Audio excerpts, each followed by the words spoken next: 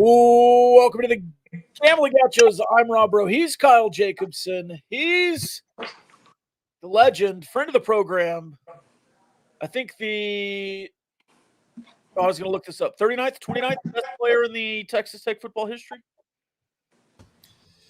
BJ, we had you 38th. Is that fair? 38, BJ. I thought it was a generous score or rating, personally.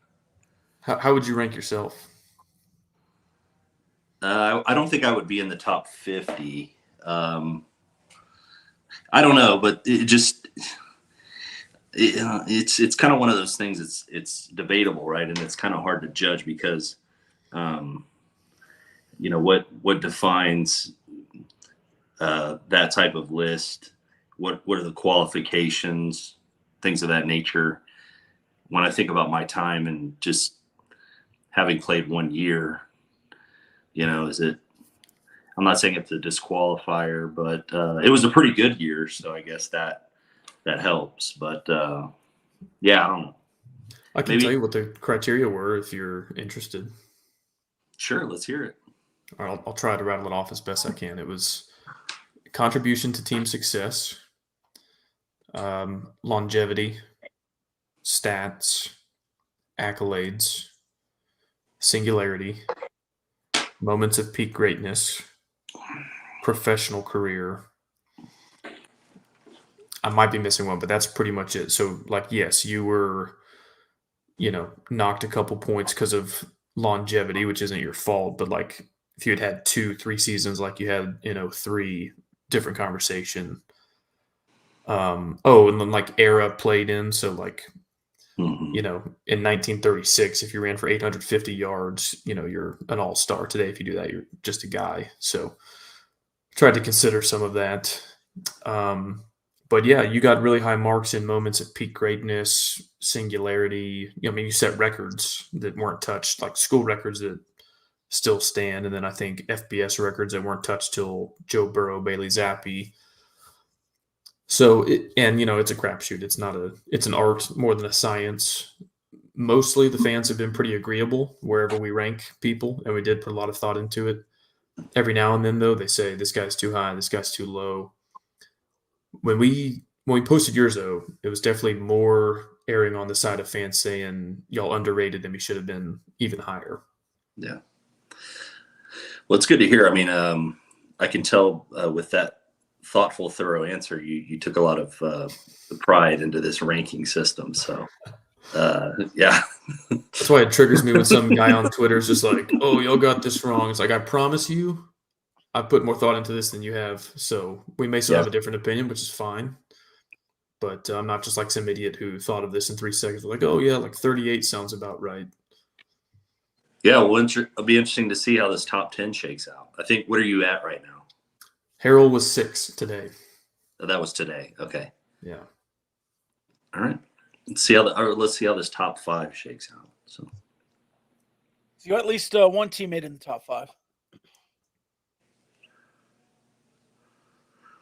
Yeah, that's good. I think across eras is good. No, Kyle? I don't think so. You're not with the receiver? Yeah, 27? No. Welker? Oh, in the top 10, yes. In the top 5, no. Oh, he's already been mentioned? Yeah. Welker was 7. Oh, that's true. He was 7. Which I don't think there's any spoilers at this point, like who's in the top 5. It's just a matter of order. Yeah. Nobody's going to be like, oh, EJ Holub, I didn't see that coming. So he's in there. Yeah. I'm not going to tell you where. You have to tune in on X to find out. Like Zach Thomas. Yeah. Donnie Anderson. Cinderella stories, those guys. Yeah. Okay. BJ, last time we saw you was in Laramie, and you and I were tossing the pigskin. You said I threw a good ball. There's a lot of people there to hear it. I think you even said, if I was a little bit bigger and had I gotten an offer, I could have been like a top 38 guy in program history. But anyway. We're going to find time to throw the pigskin again this year, so we'll see. Yeah, we do. That night did not go as well as we had all hoped, and hated to, I don't know, kind of leave you on a sour note that day, but it is what it is. But it's a new season now, and exciting times for Tech. It's our 100th season, inaugural program, 1925. So this is year number 100. And if you're a sports bettor, brand new opportunities to place some wagers on who's going to win the Heisman and who's going to win the ACC. You have a little bit of an edge if you wait till now to bet on the ACC winner, since we saw Florida State lose already. A lot of people probably didn't see that coming. But I think that's what we're here to discuss today, right, Rob? Let's do it. Let's start in the ACC. The favorites, Florida State, Clemson, those kind of programs. We will do this as we do it every year. We'll go in a circle.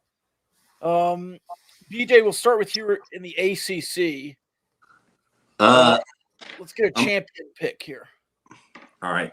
I'm not going to go – I'm going to pick and choose my spots to be chalky. I'm going to go with Miami Hurricanes, ACC champs. I like Cam Ward. Restrepo, the receiver, I like him a lot. I'm going to go with the Miami Hurricanes. Let's keep it short and sweet. ACC champs, Miami Hurricanes. Kyle? I think I've picked the Tar Heels every year since Mac Brown got there. Always a bit of a value pick, 9-1 at best or something. Really liked Drake May last year. Didn't work out. They're 30-1 this year, boys, if you're looking for a long shot. I'm finally not going to pick them, though. I'm going very chalky Dabo Redemption Tour, Clemson plus 280. I also have chosen the ACC to be a little chalk, and I have Clemson. Same reasons. I think Dabo has a good bounce back spot, but I was down between Clemson and Miami, so that's kind of funny that you two picked them. I Miami. Yeah, some added thought. Like, I'll be honest. I know he's a Lake Travis kid, or where's he from? I've never gotten on board with Klubenik, the Clemson quarterback. I know, like, that first year as a true freshman, he came in and like sparked him on some things when DJ was maybe struggling, but like I haven't really seen him progress much. And I don't know, just something about his football is awkward. And I'm not hating, like, I don't want to sound like a hater, but I like Cam Ward, the quarterback from Miami. I'm going like I give them the edge because of that. We don't have anybody brave enough to sprinkle any on SMU 12-1. Not after that Nevada performance. They were not good at all. I like their quarterback, though. Preston Stone or the other kid? Yeah, he got benched the second series. So I only got to turn it on in the second half when they were, storming back.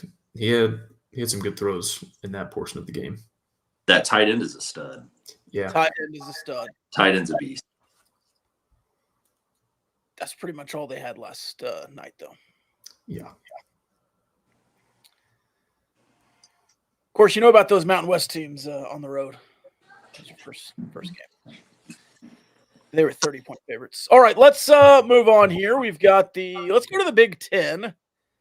Kyle, we'll start with you here. What are your thoughts on the Big Ten? Big Ten. I think Oregon is a trendy pick here, and I might pick them in a vacuum, but I'm pretty philosophically opposed to picking a team entering a new conference. Just like on principle, that seems like a losing proposition. Which, if you're not taking the Buckeyes at plus 150, then the rest is not all long shots, but James Franklin has maintained a very high level there not totally without getting over the top. I think they won the Big Ten in 2017 or 18. But I think it's their time to do it again. So give me the Penn State Nittany Lions 5-1.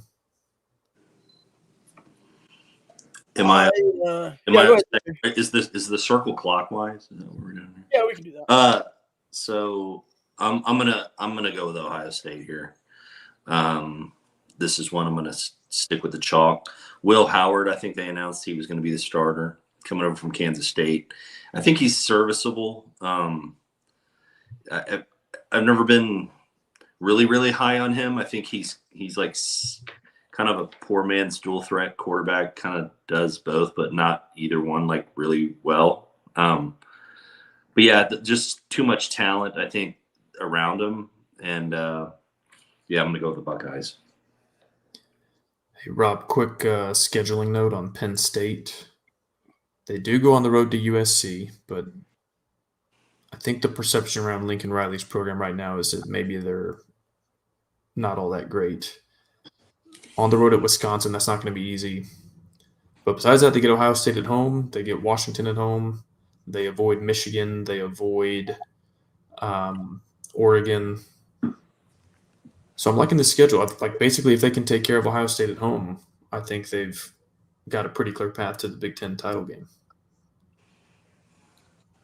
I believe I came on this very episode last year. I think I saw it was August 20th last year. It's about 360 days ago, and picked Nebraska to win the Big Ten. I think in some ways I was a year early. I think Nebraska will be much better this year. I'm not going to double down and take them again. Actually, I'm going to go chalk again. The other two power conferences, I'm going to take some leaps, but I'll go Ohio State here. I don't love Will Howard, same vein as BJ there, but I do think he's a bit of a winner. And offensive coordinator calling plays Chip Kelly. I think Chip Kelly is a better play caller than Ryan Day. And I like that duo there. And I like that offense mixed in with the Ohio State offense.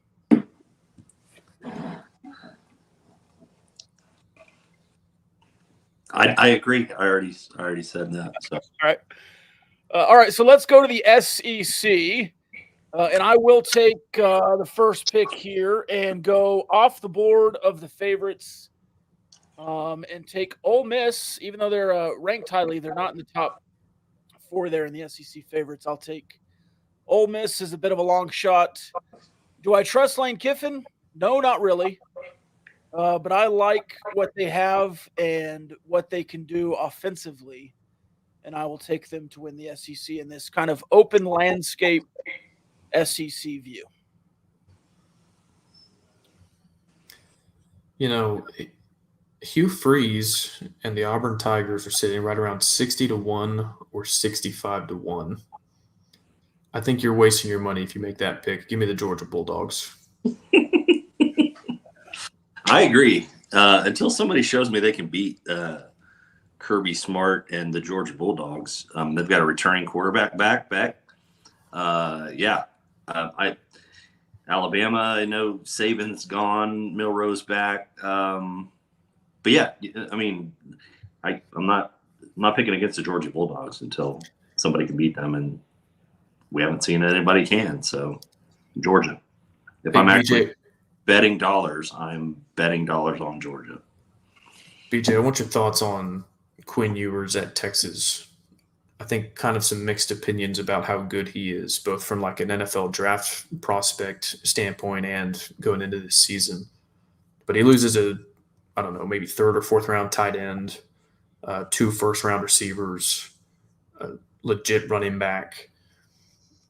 I know it's Texas and they can reload. Like, I don't exactly know who's coming into those spots, but I'm sure, highly touted guys. Yes, I can tell you. Jaden Blue, so they lost Baxter, the running back, tore his knee. But Jaden Blue, who is coming from my daughter's high school, the local Klein Kane Hurricanes, he sat out his senior year of high school. Guys sit out their bowl games.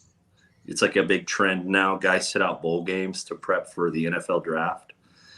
Jaden Blue sat out his senior year of high school because he wanted to prep for college. So let's see if it translates. This is, I think, his 3rd year coming out of high school. He's going to be the feature back. I think they got this kid Bolden from Oregon State. Was a transfer. He was like kind of a spark plug, short guy, 5'8", 5'9", but good receiver. Maybe fill the worthy void. To answer your question, Rob, or I'm sorry, Kyle, I'm kind of iffy on Ewers. Like, I've seen him just flat out look really bad. I remember watching, was it the TCU game last year? I mean, he was like, or was it last year or 2 years ago? It may have been TCU last year or Baylor, one of the two. He was just like awful. And I don't know if it was injuries. I don't know, but then like, what was it? The Alabama game? He like, and then looked great. So, I don't love him. Like, I think he could potentially be an NFL guy, but I don't see him as being like a top 10 pick. But I think he's going to get drafted. But I wouldn't have him like as a first round grade. Let me just put it that way. But I don't know. We'll see. I know, like, he was, I've talked to people from South Lake that, told me how he's all world, right? And like strongest arm ever and stuff, but it just doesn't translate. I don't see that. Like, I see a really good quarterback. I don't see just like a difference maker, a guy that just you have faith is going to be like turn around an NFL franchise. Put it that way. I think I'm with you. I'm skeptical, at least. All right, let's go to the Big 12. I think we're back to BJ, Big 12 champion. All right. So do we all like pick someone that's not Texas Tech as a Big 12 champ? I mean, look, if I sat here and picked Tech, which I actually think we have a legitimate shot, that like this is the best chance I think we've ever had as far as the Big 12 is concerned. I definitely don't think I think odds wise, what, like 6th or 7th? Kyle, do you have the updated odds for Tech to win the Big 12? Yes. So where you look. On Action right now, we're 14-1, which is 1, 2, 3, 4, 5, 6, 7, 8th in the Big 12. Yeah, I don't see that at all. I think the schedule, if you look at the schedule, it's very favorable. We've got a very good draw in this first year of this expansion without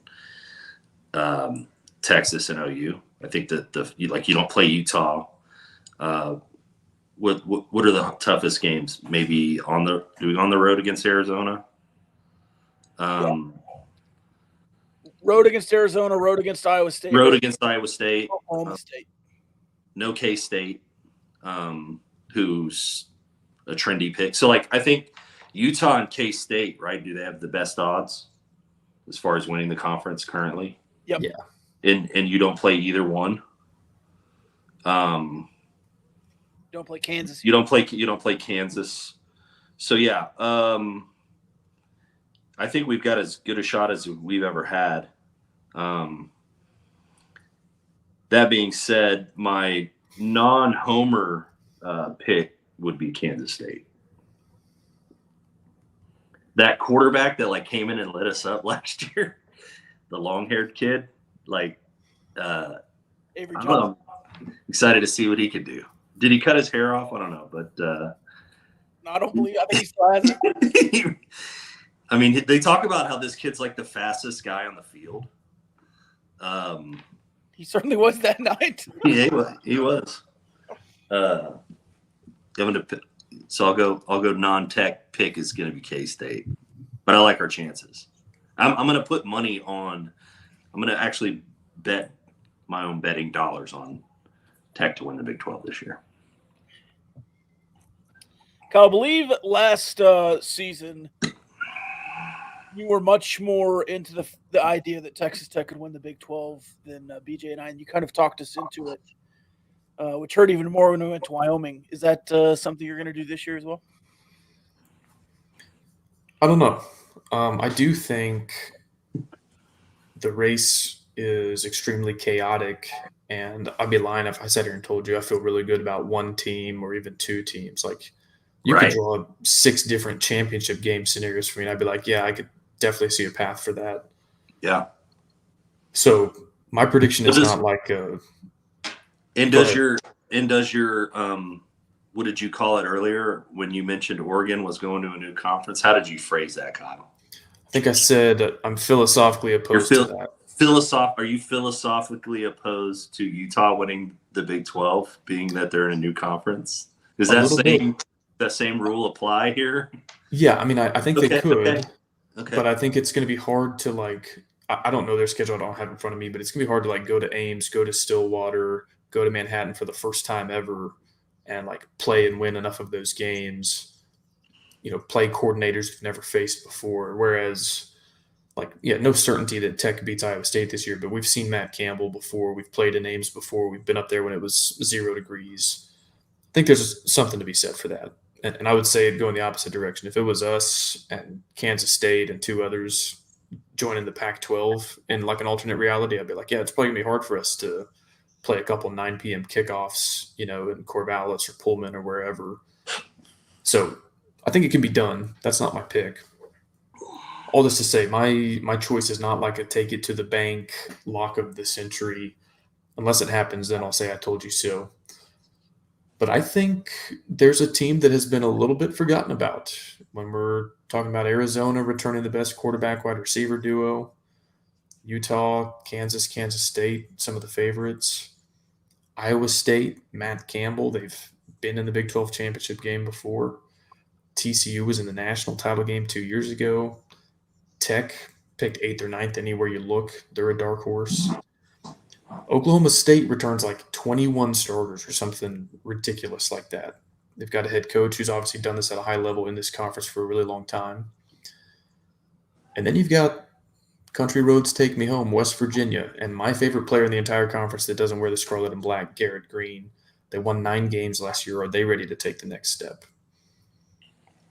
And then you've got Gus Malzahn down in Orlando, Florida, living his best life. No way. He's got a quarterback, guys, who's going into his 6th year of Power 4 football. Sure. KJ Jefferson has 8,000 yards passing and 1,900 yards rushing in his career. He's got this is good, BJ, 67-18 touchdown to INT ratio. And to me, he is like the prototypical guy to run that Gus Malzahn offense. They've got RJ Harvey. They've got weapons. They're kind of out on an island. When teams go there, I feel like it's going to be a tough place to play. And they're 9-1. And if you told me at the end of the season, Gus Malzahn and UCF have the number 1 offense in this conference, I would say, yeah, I believe that.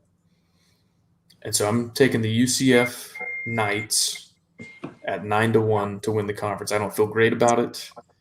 Like I said, you can convince me that 5-6 other teams could win this thing, and I would probably buy it.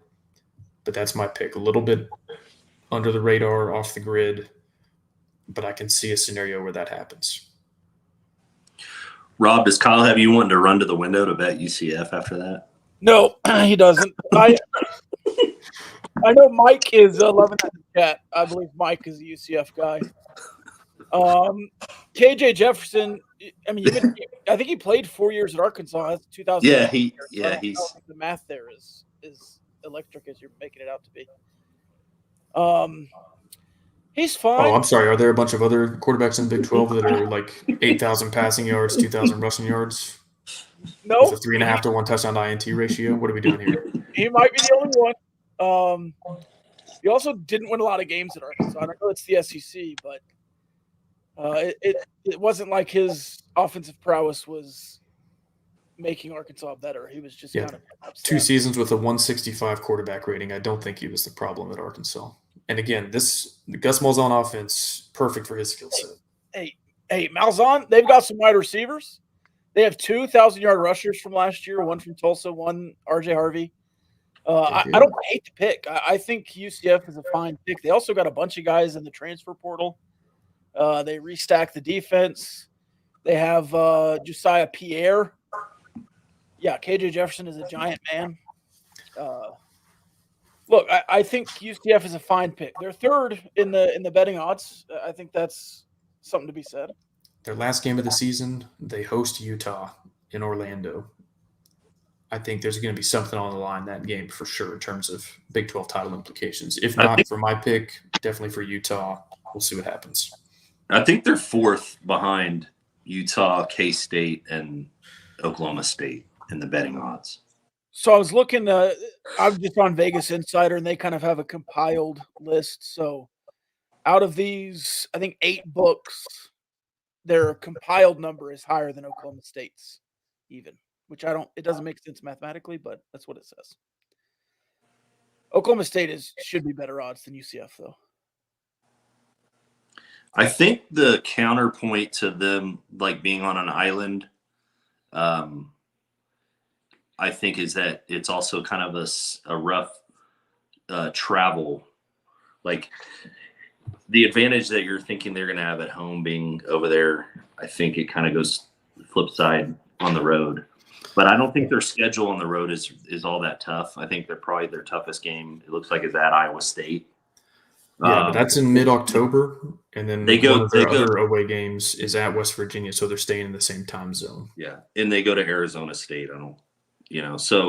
But like they have Colorado at home, Cincinnati at home, BYU at home, Arizona at home, and Utah at home. So like the home schedules, in that regard, they played some of their tougher games at home. Maybe not BYU, but how about I phrase it this way? Last year's Big 12 championship game was Texas, no longer in the conference, versus Oklahoma State, who lost by about 80 points to UCF last year. They open up Big 12 play on the road at TCU. We may learn a lot of that game. That'll be a good litmus test. Yeah. That's the kind of game, if you're going to be a conference title contender, you need to win. Right.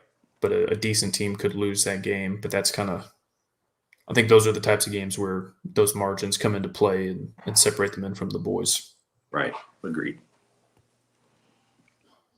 I am also going odds hunting in the Big 12. I'm going to take a Hateful Eight member, an OG member of the Big 12 starting in 1996. They did nothing for the first 20 years of the conference, but under Matt Campbell have been much better. They have an opportunity here. I think they have a top 5 quarterback, top 5 running back. I think they have a top 2 or 3 wide receiver core in the Big 12. Iowa State, I think offensively they finally have the offensive firepower to keep up in the Big 12, and they always have a good defense. So I'm going to take Iowa State to win the Big 12. I would prefer to take Oklahoma State, but I think just hunting some odds here, some value, I'll take Iowa State, and I refuse to take Utah. Yeah. And Kansas State this offseason has rubbed me raw a little bit with their every man a whiner bull crap. So I'm going to – not that that's picking up anywhere, but – I think strictly value hunting, like you can't really get better value than Tech to me. I mean, in the Big 12, when you're looking at like truly like hunting value, like I said, the schedule's favorable, and at what is it, 1,300? I mean, wow. Talk about value. I think that's doesn't get better than that as far as hunting value in the Big 12, because I think it's wide open. Kyle mentioned chaotic. It's any team. There's like 6 to 8 teams you can make an argument could win this conference. So.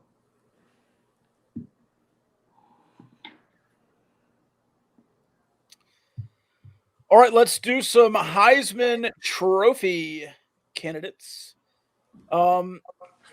I was trying to think how we did this last year. I think we did maybe a favorite in a long shot, or maybe just to make the trip to New York, a couple of guys and then a guy to win. Let's do, what do you want? 3 names? 3 Heisman names? 2 Heisman names? What do you want to do, Kyle? Yeah, I don't remember how we did it either. I think maybe we picked 3 apiece. This feels so chalky, but I'm taking the 2 guys with the 2 shortest odds. But Dylan Gabriel at Oregon, like, certainly going to have the national profile and the opportunity. You look at the numbers Bo Nix put up. Bo Nix was a favorite for that award for most of last year, if I recall correctly, in terms of the odds moving throughout the year. And then Carson Beck, who will be the starting quarterback on, in my opinion, the best team in the country. And if history is any indication, like if you're the best player on the SEC champion, you're at least a finalist for the award, if not the favorite. The next two guys are Quinn Ewers, Jalen Milroe. I just don't know if they're going to win enough to. We know that, if you're 7-5, 8-4, you're not really going to be considered seriously for this award. In terms of a long shot, hold on. Did you say Jalen Milroe's going 75 or 8-4? no, I'm just saying if you go 7-5, 8-4, you're not going to. I think RG3 at 9-3 is like, in my lifetime, that's like the worst season record anybody has won it with. Johnny football had the same record too, I think. Yeah, I think that's right. 9-3 maybe. So that, and they both had, I mean, anytime you win the Heisman, you've had a really good season. But I'm trying to look here for like a long shot, Cam Rising, 34-1 on action. Rob, I know you want a piece of that. You know what? I'll sprinkle a couple here on Penn State's quarterback. He's terrible. I saw some videos that he's getting better. I picked him to win the Big Ten. He's so bad. If they win the Big Ten, 37-1. Maybe you put $5 on that. They could go undefeated, and I don't think he could win the Heisman. And then KJ Jefferson, my guy, 40-1. If UCF is Big 12 champs, if they're 10-11 wins, and he's got like 3,500 passing and 1,200 rushing or something, I could see it. Ollie Gordon way down here at 65-1. That's kind of wild. Yeah, are we going all quarterbacks here? It's a quarterback award. I mean, Yeah. I did. Quinshon Judkins at Ohio State, 90-1. I don't know. Yeah. Rob, you want to go next, or? Yep, I'll go. I'm going to go closely with what I did. I'm going to say, you know what? I was going to go Will Howard, but I think I will take the Quinshon Judkins long shot there at Ohio State. I think he'll run the ball quite a bit. For a couple of favorites, I'm going to stay with who I picked a little bit, but I'm also going to go off the board. You know what? I'm changing all my plans. I'm going to go Cam Ward from Miami and the Tennessee redshirt freshman, Nico Amaleva. I'm going to take him to be in New York. I don't think he'll win, but I would not be surprised to see him put up a bunch of numbers there at Tennessee. So give me Cam Ward, Nico, and Quinshon Judkins. What are the current odds you have on Gabriel, Kyle? I'm seeing 700. Yeah, I've got him at 6-1 on action. Okay. I'm looking at Circa. They got him 7-1. I think Gabriel's the safe pick, just like last year. Jaden Daniels, I think everyone was focused on USC's quarterback. Caleb Williams. But I think, yeah, because he had won it the year prior.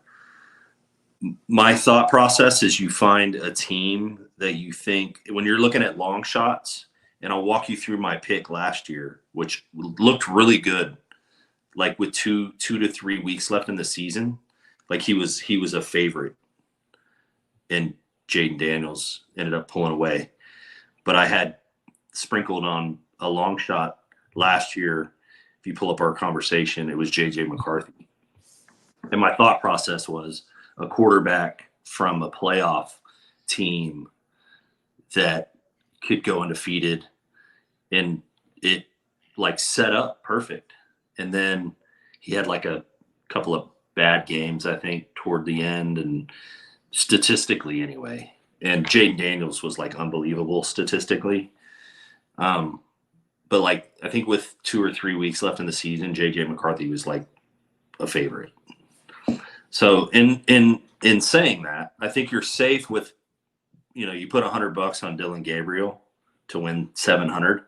And then you say, okay, well, where can I throw up $100 and look for profit? Long shot. So when you're looking at playoff teams, so I'm going to stick with Rob kind of stole my thunder with Cam Ward because I already mentioned I liked him, and I could see Miami winning the ACC. So, like, if you find a quarterback like that, so Beck taking away the top two, Cam Ward, and then my other pick for the Big 12 was Avery Johnson from Kansas State.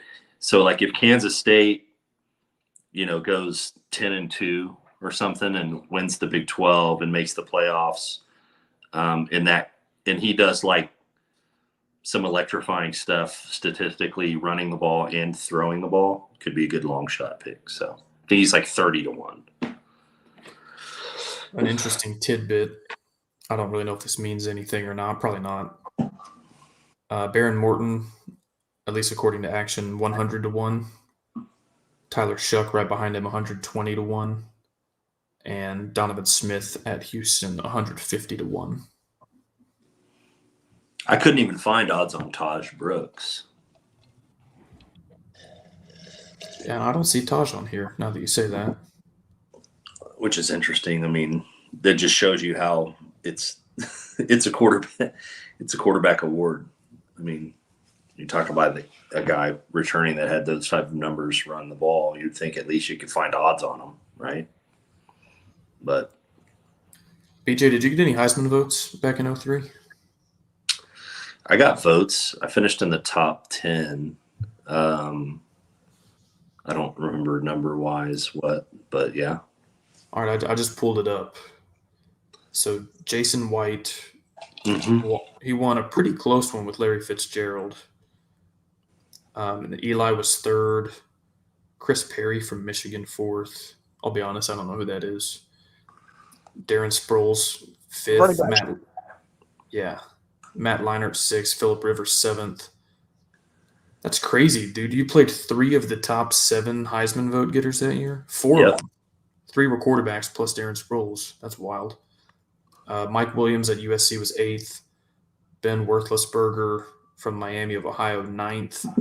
And then BJ Symons, 1 first-place vote, 7 second-place votes, and 21 third-place votes. So I wasn't lying about top 10. No, you were 10th. I guess that's what 52 touchdowns gets you. We played OU. They White won it. We played Eli. We played Rivers. Oh, did y'all play Sproles that year? Mm-mm. Okay, then just 3. I was thinking it was automatic, but it wasn't round robin back then. No. Interesting stuff. All right, one more prediction that I didn't tell you guys about, but we'll have non-Power 4 champion make the playoff. I want you to give me your. We don't have to do the whole playoff here, but give me your non-Power 4 champion that will make the playoff. So, AAC, Sun Belt, Conference USA. I think the safest pick is probably Boise. I'm going to go with Boise. Okay. Boise State. Kyle, who do you got here? Make the playoff. That's a good question. I'm really not sure what's going to happen with the Pac-2, like how they're going to be regarded. I guess more or less as a Mountain West team because they're playing like 5 or 6. They're playing in the Mountain West, I think. Yeah. That's what I'm going. I don't know. How about I pick? I don't know. Does Jeff Traylor have a good squad again this year? Yeah, I think they're top 3. Memphis is favored to win the American. Liberty is a trendy pick. It was Liberty last year, and I think their quarterback, Caden Salter, is back. I can't pick Notre Dame, can I? No, I don't know how Notre Dame's going to be regarded. I think they're going to make the playoff. They're independent, though. I don't. Will I they? think they have to get an at-large. Will they be labeled? Yeah, they're the pick if you want to go that route. They're the pick. I think they're going to be in. But I don't. I think the conference champion will get the automatic bid. I'll say Liberty. Okay. Just to be different, I'll take Memphis then. It would be awesome for UTSA to do it, though. How about G.J. Kinney at Texas State? They have been picked a couple of times to do it. If they win the Sun Belt, I don't know. That's a tough conference to make it out of, just because like the Mountain West, the American are going to be viewed better than like the MAC and the South and the Sun Belt, but still. So Liberty's plus 350 to make the playoffs. Boise is plus 385 to make the playoffs, and Memphis is plus 500. So, and then Notre Dame, back to them. I was curious because I looked them up. They're minus 180 to make the playoffs.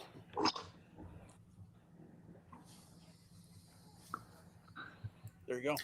Yeah, I do wonder if they're going to be treated like they obviously don't play in the ACC championship game, but if it's 2 9-3 teams playing in the ACC championship game and Notre Dame is 11-1, like do they get treated as the highest ranked team from the ACC? It's like there was a 1 year, I think it was during COVID, where they played in the ACC championship game, but other than that, they don't. So I don't know how they're going to count that, or if they always have to make it as an at-large. I think it's an at-large. Sticking with the theme, UTSA, you mentioned them, they're plus 880. Okay. And the Texas State Bobcats plus 740 to make the playoffs. So in the game, Notre Dame is never ranked in the top 4 because you have to be a conference champion. And Mike says it in the comments here in the NCAA 25 game. So I would assume Notre Dame will always be at least a 5 seed in the playoff unless they join a conference. Guess so. Crazy. All right. Let's see. You want to hit some prop bets? Yeah, let's do it. BJ, as I said before we started, you can stay as long as you want to. But those are the predictions. We've also got some listener-given prop bets for the Texas Tech season. So we'll go through some of those right now. If I can get to him. All right. Over under Taj Brooks, 1,167 rushing yards. That's the record. So yes or no, Taj Brooks is the leading rusher in Texas Tech history when he leaves this year. I think if healthy, yes. I think they're going to get him that record, especially with the 13th game. I think yes. Yeah, over. I'm going to add one here. By what week? Good question. I'm going to say week 9. Oh, wow. Yeah. Get some big games early and get some rest near the end of the season. I'll go, let me see. So games 8 and games 9 are on the road. I don't think this will be a priority, but if they can get it over the finish line at home, I think that would be kind of special. So, like, if he needs 128 yards to do it and he's at 122, they might be, like, calling timeouts in the fourth quarter, like, hey, we need him another carry or two. So I'll say 10th game at home against Colorado because that's sandwiched. That's in a stretch of you play 3 out of 4 there on the road. It's a solid strategy. I'm in line with that. I'll say week 10, and if he's averaging, you know what, a buck 10, a buck 15 a game, that gets him right there, right in that game. Over under 4.5 pass catchers with over 450 yards receiving. I'm going to go under. I don't think we had a single pass catcher go over that last year. And now you're telling me there's going to be 5. I think we're pretty close. I'll take the under, but everything I'm hearing is, you know, hopefully I'm wrong on that. I hope I'm wrong on that. I'm going to, if I were to bet, I would bet the under on that. Yeah, I actually think 2 is more likely than 5. So had you pegged this at 3.5, it would have given me a little more to think about, but I'll say under. BJ, do you remember what the pass catchers in your offense did back in 2003? What the spread was there? We had I only know this because Mickey Peters came like 10 yards shy of 1,000. in every other. And so all of the 4 starting receivers, Glover, Welker, and Carlos Francis all went over 1,000. And Mickey Peters ended up with like 990. Yeah, and then I think Torian Henderson had like 750 or something out of the backfield, or 600 out of the backfield. Yeah. That's wild. And Hicks had over 450.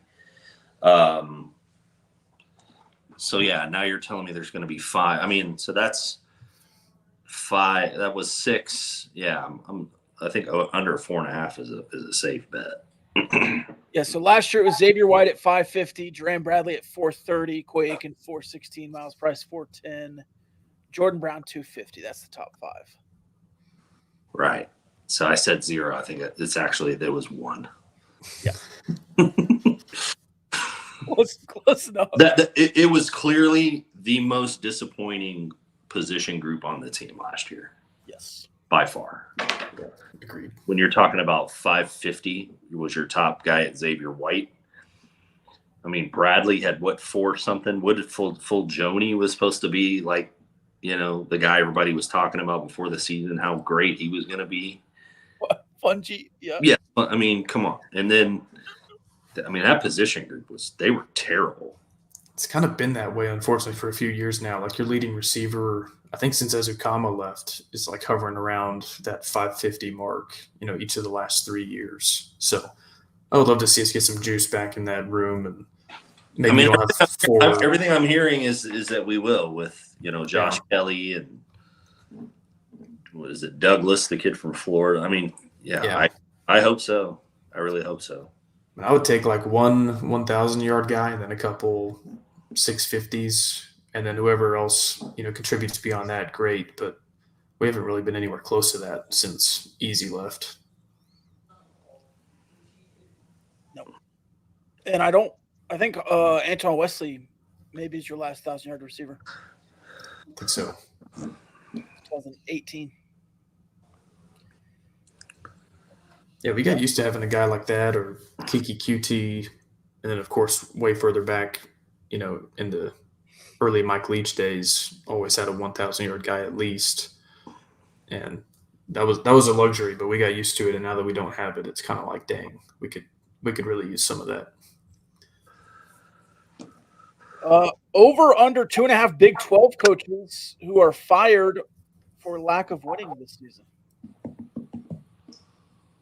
I'm going to take the under. I think you have a lot of new coaches. I think Whittingham could resign, but not because of lack of winning. He could retire. Yeah, I'm just going down the list here and seeing if anyone even strikes me as being on the hot seat. I would say Dave Aranda. Neil Brown was kind of on the hot seat, but then he kind of shut all that up with that season last year. Yeah,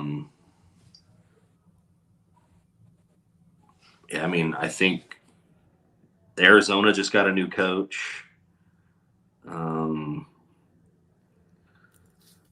Cincinnati coach is new. Is Dion going anywhere? Houston got a new coach, Matt Campbell. Kansas State. Gundy's not going to get fired. I don't see Sonny Dykes going anywhere. He's 2 seasons removed from playing for a national title. Yeah, it's under. I think so too, for the exact same reasons. I think even if you look at the bottom 4 or 5 teams when the season is over, it's going to be a lot of first-year, second-year coaches, and they'll just be given a little bit more runway before that kind of decision is made, I think. It would take like a, Neil Brown, Gus Malzahn going 5-7 kind of thing, or Kalani Sitake going 2-10, 3-9. So I'll say under. So Aranda, Sitake, and if Neil Brown implodes, maybe 3. That'd be the 3, though. Who's Arizona State's head coach? Kenny Dillingham. He's only in his 2nd year. Yeah. So them and Cincy aren't supposed to be any good, but both of those guys are 2nd-year guys in a new conference. So, yeah, I just don't see it happening. What if Dion goes 2-10? I don't think they can fire him. Yeah. They can. I don't disagree. Yeah. I just asked the question. I just hope he doesn't go 8-4 and Jerry Jones hires him and drafts Shedeur. The turnover margin for Texas Tech in the last 2 seasons has been -2, or has been -6, excuse me. So you've had 6 more turnovers than you've taken away. Over under -2 turnover margin this year. We'll say over is the better side. Over. I actually think Morton does a good job taking care of the ball. Taj, I think, lost 1 fumble last year in Waco. I might be forgetting one, but I think we'll actually be pretty good in that respect. So even if the defense isn't elite at getting takeaways, I think we'll do okay there. I'm going to say over. I know the coaching staff makes that a priority. They preach turnovers on defense. I'm going to say over. Over under 6.5 touchdowns on the season for Jalen Conyers. We'll take all touchdowns. Rushing, receiving. We'll throw passing in there too. I'll go snug under. I think 4 or 5 sounds right. Yeah, I mean, what's the involvement going to be, right? I think that's the question, and it's hard to say with a guy that's first year in the program. So that's one that's hard to handicap for me, because I'm being a little bit removed from the program too. I mean, it's like what's the role? What's the involvement? The tight end position in the past has been one that's been pretty crowded with like Tharp and Cup and who was the third kid last year that got kicked out of the BYU game? Yeah, York. Yeah, I think the potential is there to be over. It's what's the snaps and the involvement going to look like? Another tight end question. Total tight end touchdowns. They combined for 7 last season. They set the line at 8.5 this season. I'm going to go over that. Yeah, I'll take the over for the trio.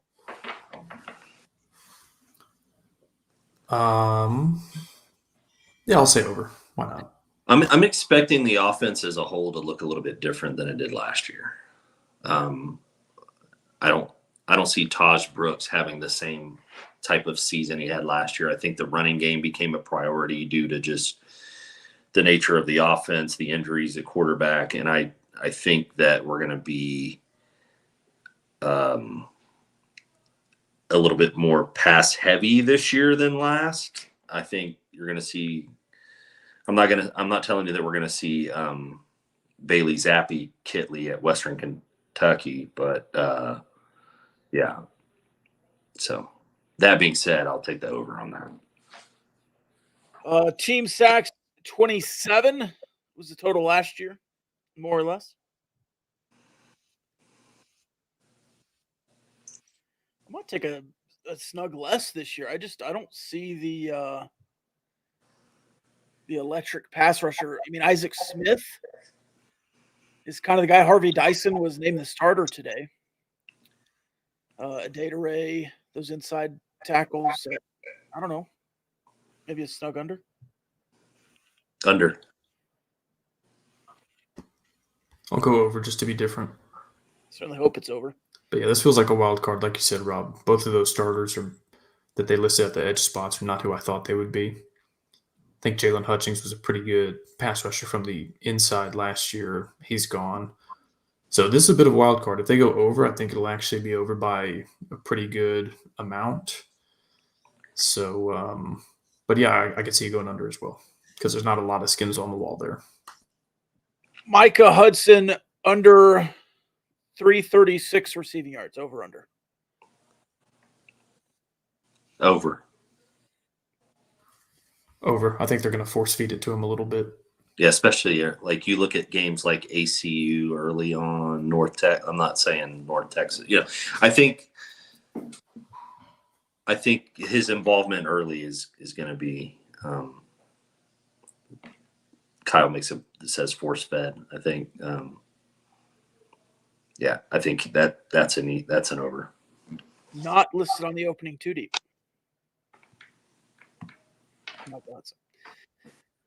Cam Brown rushing yards. This number is outrageous to me, but I'll say it anyways. 350. Under.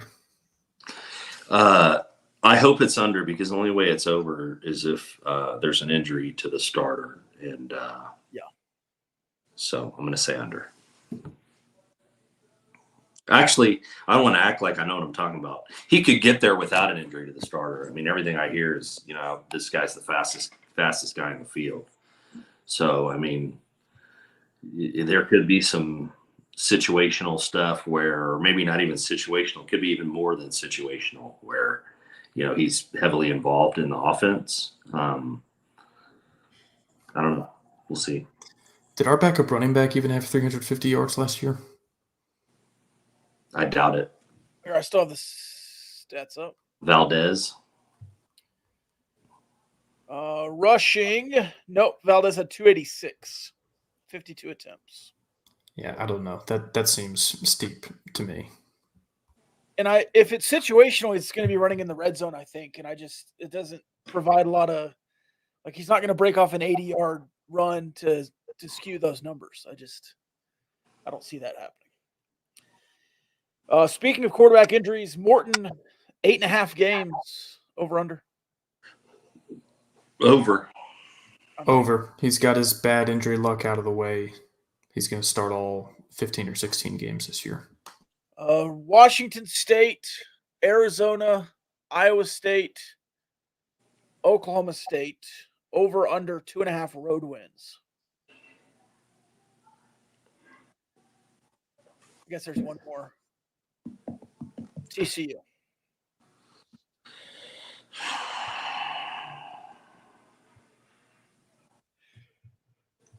So winning record on the road, yes or no?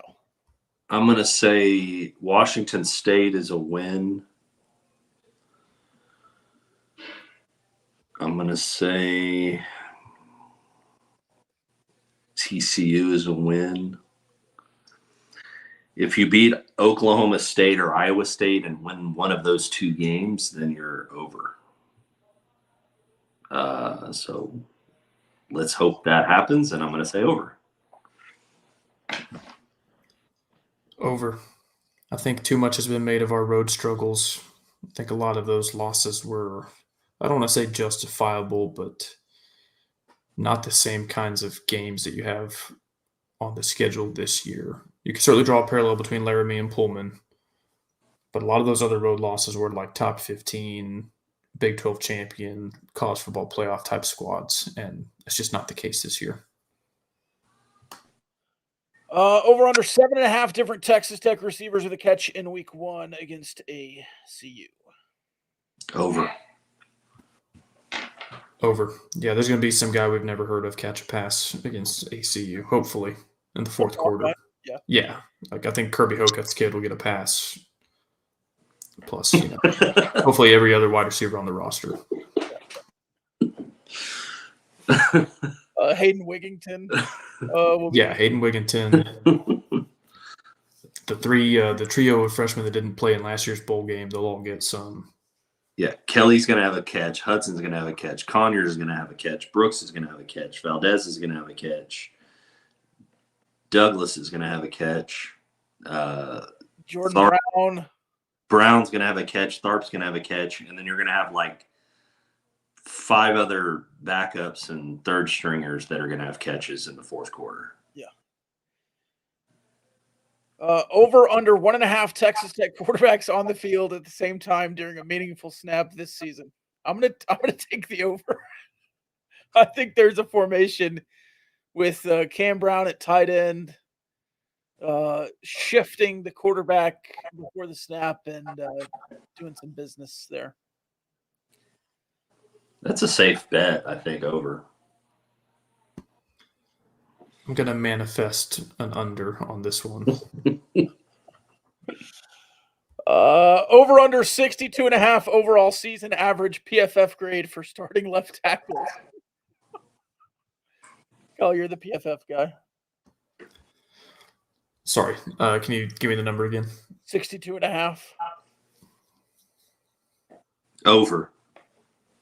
I'm going to say over, not because I have a great deal of faith in how things start, but I do think there are a few guys that could move into that spot. And so if it's under, I think they'll try something else and hopefully something sticks.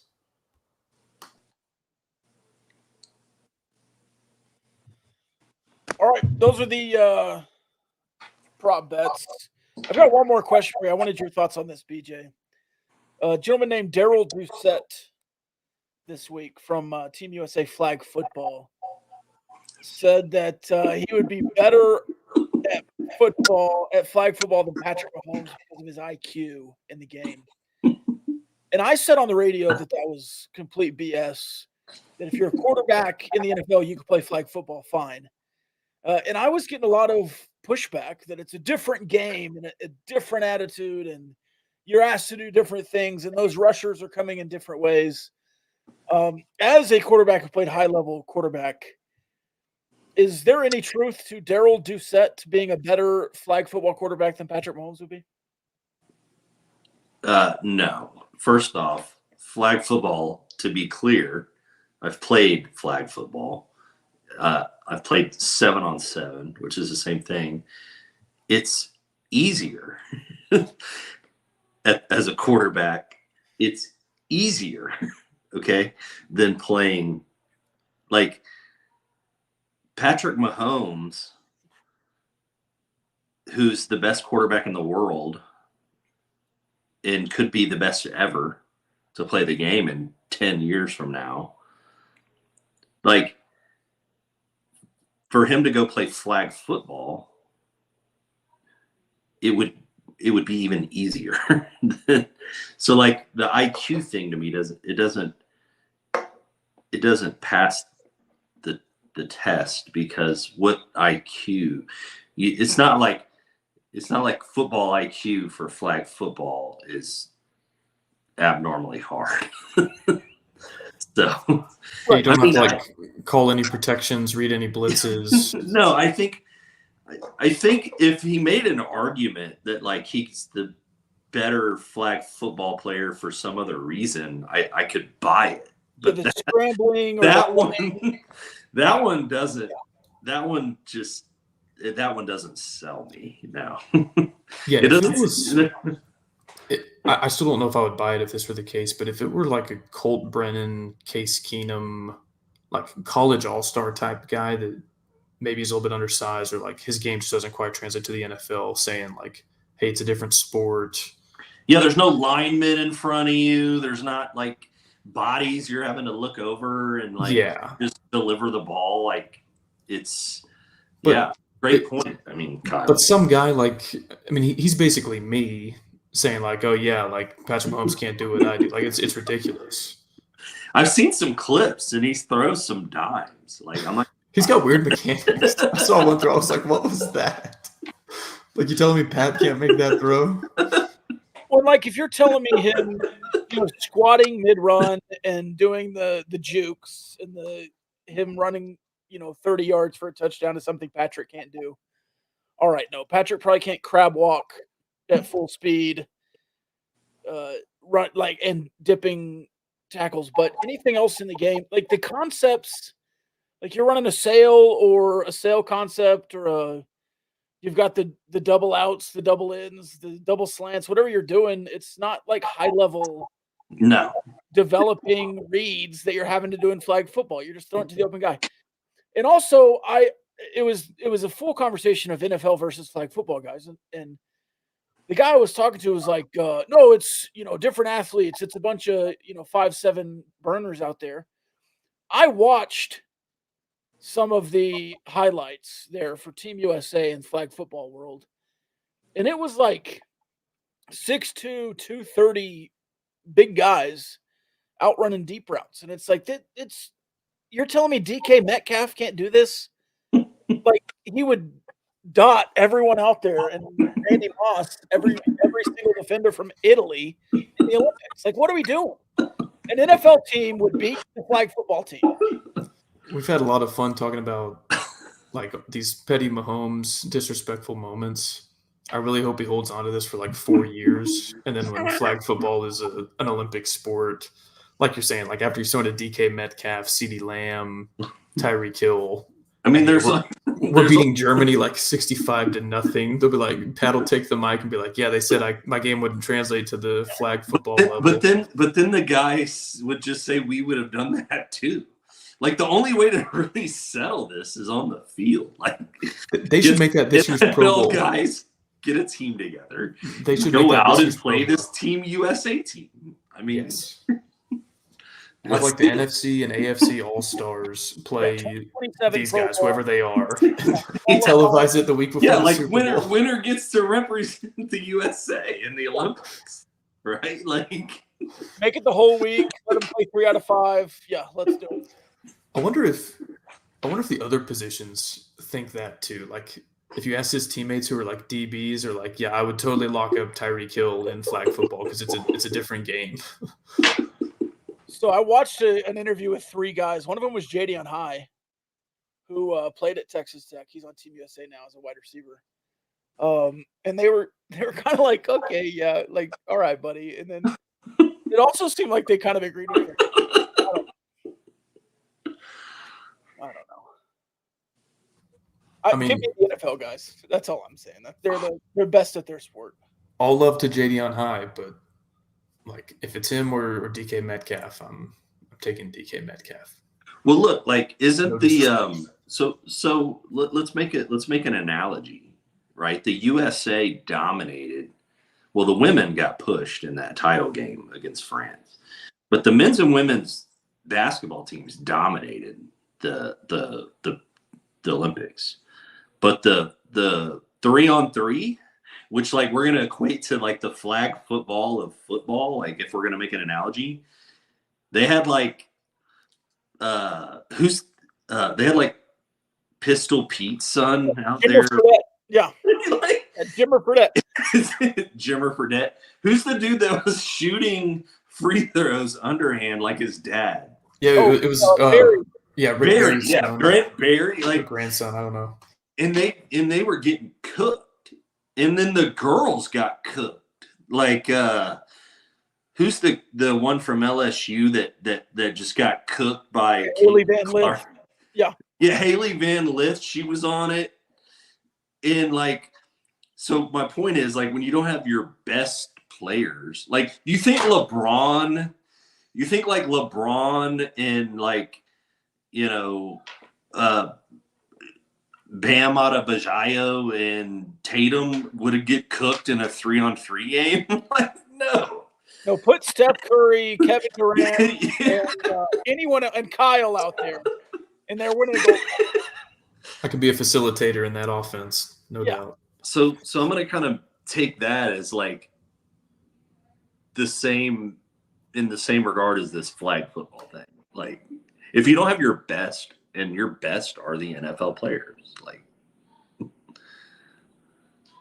it's a different game, man. No, it's not. Put Micah Parsons 10 yards away from a quarterback, and he is rushing the passer and doing fine.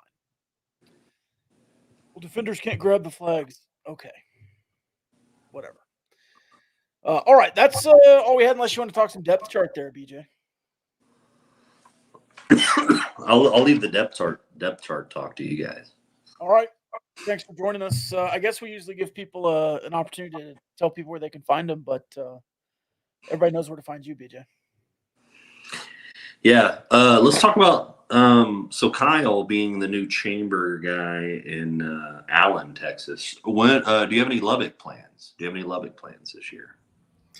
I still have my season tickets, so I plan to be out there as often as I can be. Be a little bit difficult with the new job, so I expect I'll also miss a couple. But I'm going to be there this coming Saturday, 6 days from today, and then hopefully for as many more after that. Okay. I won't be there this weekend. I'd love to. Obviously, want to see the new end zone. Want to see all of the new stadium. The Houston travel makes it a little bit more challenge. I don't want to make the travel an excuse. It's more of the 15, 13, and 9-year-olds all doing stuff. Right now I'm targeting Baylor in October. Potentially North Texas. Wes Welker's going into what is it, the Ring of Honor. Yep. So there's going to be a celebration for that. So I'm trying to see. That would be a family thing. I think I like to bring my kids to Lubbock. They enjoy it, and we have to brainwash them. So that, I think, family trip with kids is going to be maybe Baylor, and then I'm looking at maybe North Texas for just meeting up with some old teammates to honor Wes, and then maybe one other. I like coming in the fall. I love getting to Lubbock when it's October, November, and it's crisp and cool. And so maybe the Dion game, Colorado. I know that's going to be popular too. So we'll see. If you do make it out, the Mahomes jerseys will be debuted for the Baylor game. If you do make it out for a game, BJ, and you want to invite me to a suite so I can leave at halftime, just let me know. Happy to do it. Hey, you only did that to turn around the momentum, the juju of the game. Yeah, 24-0 run after that. I mean, yeah, so it worked. It worked. And hopefully we won't be down in the first half for that to have to happen. But, if you have to take one for the team, I'll understand. Or have you gotten some Adidas gear? I see you're wearing the. Yeah, I'm still wearing the Under Armour. I haven't been up there. I haven't seen anybody. I haven't got online. Yeah. You had Big Time and Nike during your time? I need to holler at my guy Zane to get some Adidas gear. You got the cachet. I was raising my hand. I told him, everyone's going to come to you wanting Adidas gear. Like, I'm the guy. I want to raise my hand and say, I'll take all the Under Armour stuff you want to throw away. Everything you don't sell at the garage sale, send to me. Whatever you got to get rid of now. Maybe, I don't know. Adidas may have had something in the contract that stuff had to get burned. So, who knows? But yeah. All right, sweet. Appreciate you guys having me on. Let's do another time this season where we can make some picks. I got some bangers, some winners I want to give out. Let's do it. You're always welcome. You're welcome anytime. See y'all. Thanks, BJ. Later. Or that was BJ Symons, legendary Texas Tech quarterback. If you don't know, now you know. The 2003 season, arguably the greatest year of offense in Texas Tech history. Put it up there with 2007, 2008, obviously, a couple of more. 2015 with Patrick Mahomes and DeAndre Washington and Jakeem Grant, probably up there as well. Would you give those? Is that the top 4 offensive seasons in Texas Tech history, Kyle? I would say so. Maybe 2002 is number 5 with Cliff. Doing a little reminiscing on Graham Harrell and that 2008 season today, it is wild to me that the Big 12 South, a 6-team division, had 4 of the top 5 Heisman Trophy vote getters in one year. Colt McCoy, Sam Bradford, Michael Crabtree, Graham Harrell. That 2008 Big 12 South walked so the next decade SEC West could run. And Oklahoma State was also, I think, flirting with the top 10 that year. They were the 4th best team in their division, and they were like probably a legit top 15, top 20 team. I don't know where they finished ranked, but they were good. Like, had they not had OU, Texas, and Tech on their schedule, who knows? Like, if they were in the SEC East that year or the Big Ten, might have gone like 11-1. Yeah, that season was crazy. Like, the whole season, everyone. What was it? The 2007, I guess, was the insane season from everybody, but 2008 was pretty crazy as well. Oops. Just trying to look up the final AP poll of 2008. Florida, Utah. What? Is this 2008? USC, Texas, Oklahoma, Alabama, Texas Christian, Penn State, Ohio State, Oregon, Boise State, Texas Tech finished at 12 because they lost the bowl game as well. Oklahoma State finished at 16th.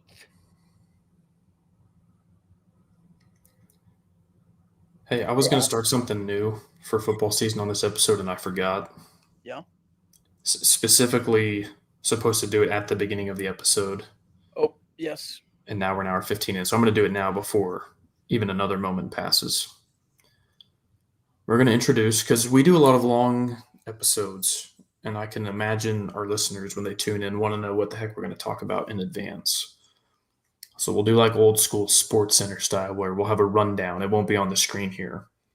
But at the top of every episode, we'll tell you, here's the 5 things we're going to hit on.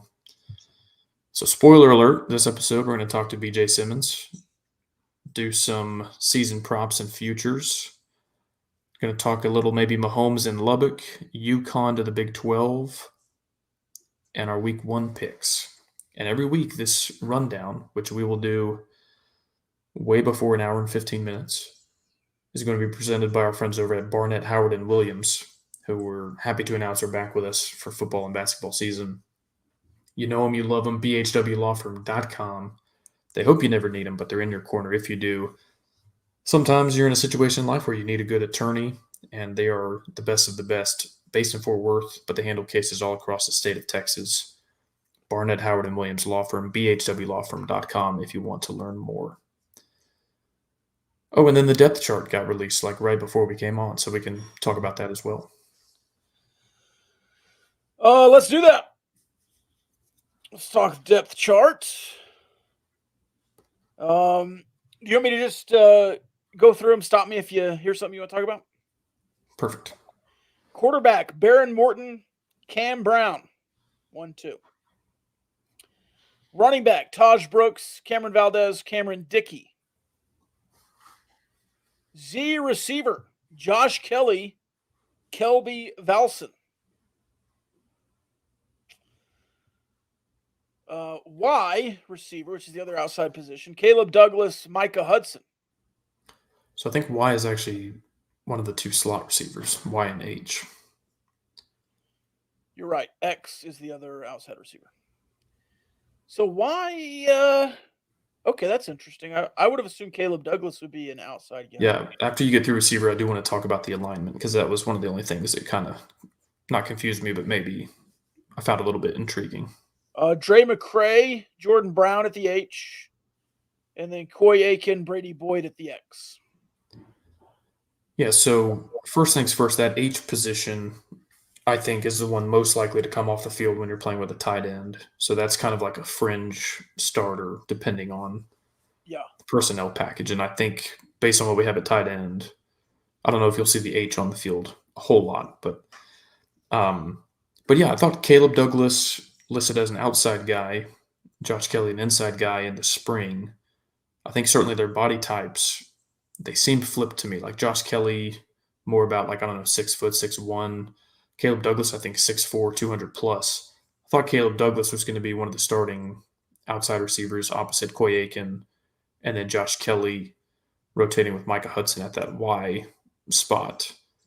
So I'm a little bit just intrigued that our biggest starting wide receiver, maybe our biggest receiver overall in the entire wide receiver room, is starting in the slot. Just curious what that looks like.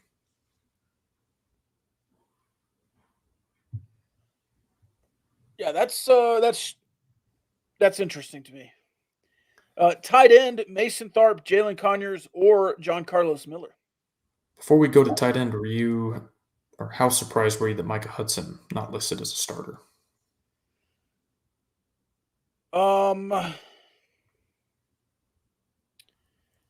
So I'm not surprised. I think Josh Kelly, Caleb Douglas, Micah Hudson, Coy Aiken will play starter snaps. A little bit surprised he's behind Caleb Douglas and not behind Josh Kelly. I listened to about an hour-long podcast from Baron Morton today with a guy who goes around and interviews quarterbacks. And I'm not going to say Mike Hudson felt like a little bit of an afterthought, but he mentioned Country Boy Coy, Caleb Douglas, he was calling him CD, and Josh Kelly way more than he mentioned Micah Hudson. So I wonder if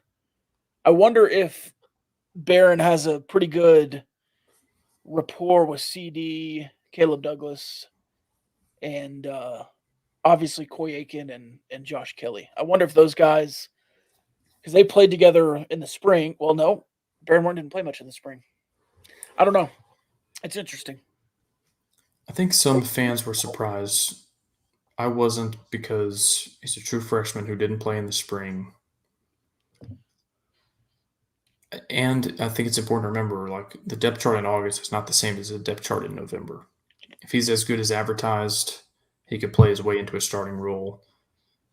Where maybe this alignment does make more sense is, you'll remember during our receiver preview, well, if you subscribe to the Patreon, you'll remember patreon.com/Gamblin Gauchos, that I was saying that if Josh Kelly was playing in the slot, Caleb Douglas outside, and you brought two tight ends on the field, you would probably want to keep Josh Kelly on the field playing the outside receiver spot that Caleb Douglas was playing. Right. So maybe that's part of this, is just like the Z and the X are always going to be on the field, but they'll still move Josh Kelly or the Z inside. Whereas the Y and H spots are obviously more likely to be subbed out for a tight end.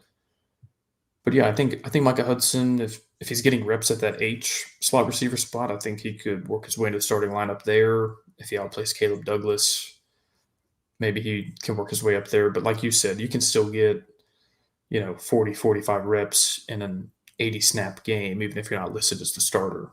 And as highly as they've spoken about him, I think even if his name isn't number one on this depth chart, he'll be featured somewhat in this offense. So it, to me, isn't a huge surprise, nothing to panic about at this point. No. The tight ends, Mason Tharp, Jalen Conyers, John Carlos Miller. I think if they started the game in 5 wide and the tight end was the 5th receiver and they were off the line, Jalen Conyers would be the starter for that game.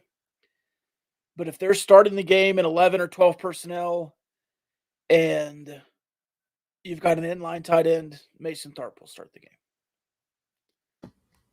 Yeah, same with just game plan. Like Mason Tharp, the much better traditional tight end run blocker. If there's an opposing defense where the game script is 6 of the first 8 plays or, power counter looks, we want to do something creative with the tight end, I think that's probably Tharp. And if we're down by 14 points and we're spreading them out, trying to throw the ball all over the field, that's going to be more Jalen Conyers. And as we know, there's some special packages with Wildcat quarterback. I would love to see some 12 personnel where they're both on the field at the same time and you're moving Conyers, inline, slot, maybe backfield, H-back kind of thing. So I hope we see a good deal of both of them. And then the only thing that kind of intrigues me here is that Jalen Conyers is listed as an or with John Carlos Miller, who's kind of the forgotten guy in that tight end room, but it sounds like maybe he's also going to be considered for a significant number of snaps. I'll tell you what, Barron also brought up John Carlos Miller quite a bit unprompted. He called him the kid from Elon once or twice. And he was they talked about deep threats, going vertical. Barron was talking about how he much loved the 9 series. And then he was just like, yeah, the kid from Elon. I love throwing to him deep. He's like, it's interesting. I think the interviewer's obviously like, oh, what about Micah Hudson? It's going to be cool to throw to him deep. And the Barron was like, well, also John Carlos Miller, who averaged 22 yards a catch at Elon. Yeah, I listened to that same podcast, and I think there was a note in there. I think Barron said it that last year at the FCS level, John Carlos Miller led the entire country in yards after the catch or something like that. Yeah. So I don't know. He's an intriguing guy. I don't know how much run he'll get over the other two, but maybe one to watch. And then the offensive line, I think the left tackle is what we've expected. Sterling Porsche and Dalton Merriman, sorry. Left guard is what we've expected. Vinny Scurry and Dylan Shaw. They also have Holton Hendricks in there. One of the only spots with three guys. Caleb Rodkey backing up Sheridan Wilson at center. And then the right side of the offensive line is, I'm not going to say troubling, but interesting to me. So Davian Carter or Caleb Rogers at right guard, and Caleb Rogers or Ty Buchanan at right tackle. Let me ask you this. Is this Davian Carter playing his way in practice into the starting lineup? Or is this Caleb Rogers not being as successful a guard or Ty Buchanan not being great at right tackle? Like, what hole are they trying to fill with these oars on the right side of the line? We'll say a few things that I think by the end of it will constitute a roundabout answer to your question. I know with an or, you have to list somebody first, but I can't help but glean something from who's listed first. So at right guard, it's Davion Carter or Caleb Rogers. To me, that means it leans toward Davion Carter. Otherwise, I think they would have Rogers listed first. I don't know. At right tackle, it's Rogers or Ty Buchanan. So my interpretation of that is not that Caleb Rogers is in the middle of two position battles. I think Caleb Rogers is definitely a starter. It's really down to, is it Davion Carter at right guard or Ty Buchanan at right tackle for that last spot? What surprises me about that is Ty Buchanan has not played nearly as many snaps as Sterling Porsche at the college level. But his sample size in the bowl game was good that I did not expect him to be on the outside looking in at one of the tackle spots. I thought if Davion Carter made a push at right guard like you're talking about and just earned the spot to the extent that they couldn't keep him out of the starting lineup, I would have thought Rogers and Buchanan were your two starting tackles. So that's the part that's curious to me is it looks like you're going to start Carter at right guard, Rogers at right tackle. Buchanan's not going to be on the field while Sterling Porsche is. That's the part that concerns me and confuses me. I would have thought they would have just bumped Ty Buchanan left tackle or put Caleb Rogers at left tackle, and then Davion Carter right guard, Ty Buchanan right tackle. So I'm curious, and I could also see a scenario where you have six kind of co-starters, and maybe they rotate like every single drive or something. I don't know. Yeah, especially against ACU, you might see 9 offensive linemen play in the first half. I really hope they have this sorted out by Big 12 play. But yeah, I'm a little surprised that Sterling Porsche is locked in and Ty Buchanan is not.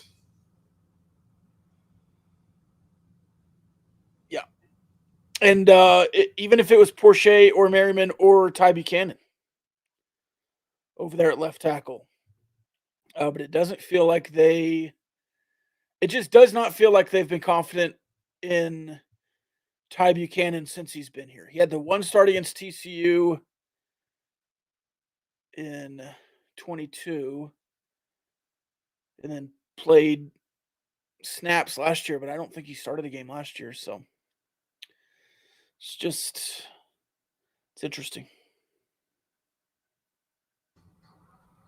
It is. All right, defensively, let's start in the defensive backfield. Cornerback, Marion Horn, Devin Cromwell at one corner. The other corner, Braylon Lux, Jalen Peoples. Free safety, Chapman Lewis, Jordan Sanford. Strong safety, Baskerville Plunk. I think all of this is exactly what it was in the spring, so no surprises there. And no ors. So all of these are entrenched starters and backups. I want to say Plunk at number 2 is a little bit of a surprise to me.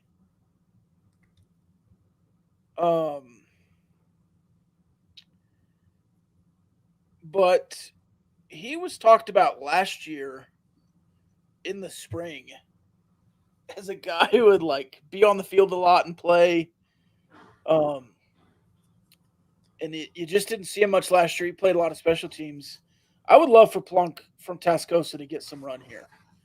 I don't know if I want him starting a bunch of games, but absolutely being on the field. That's the kind of West Texas story you want to have in this program.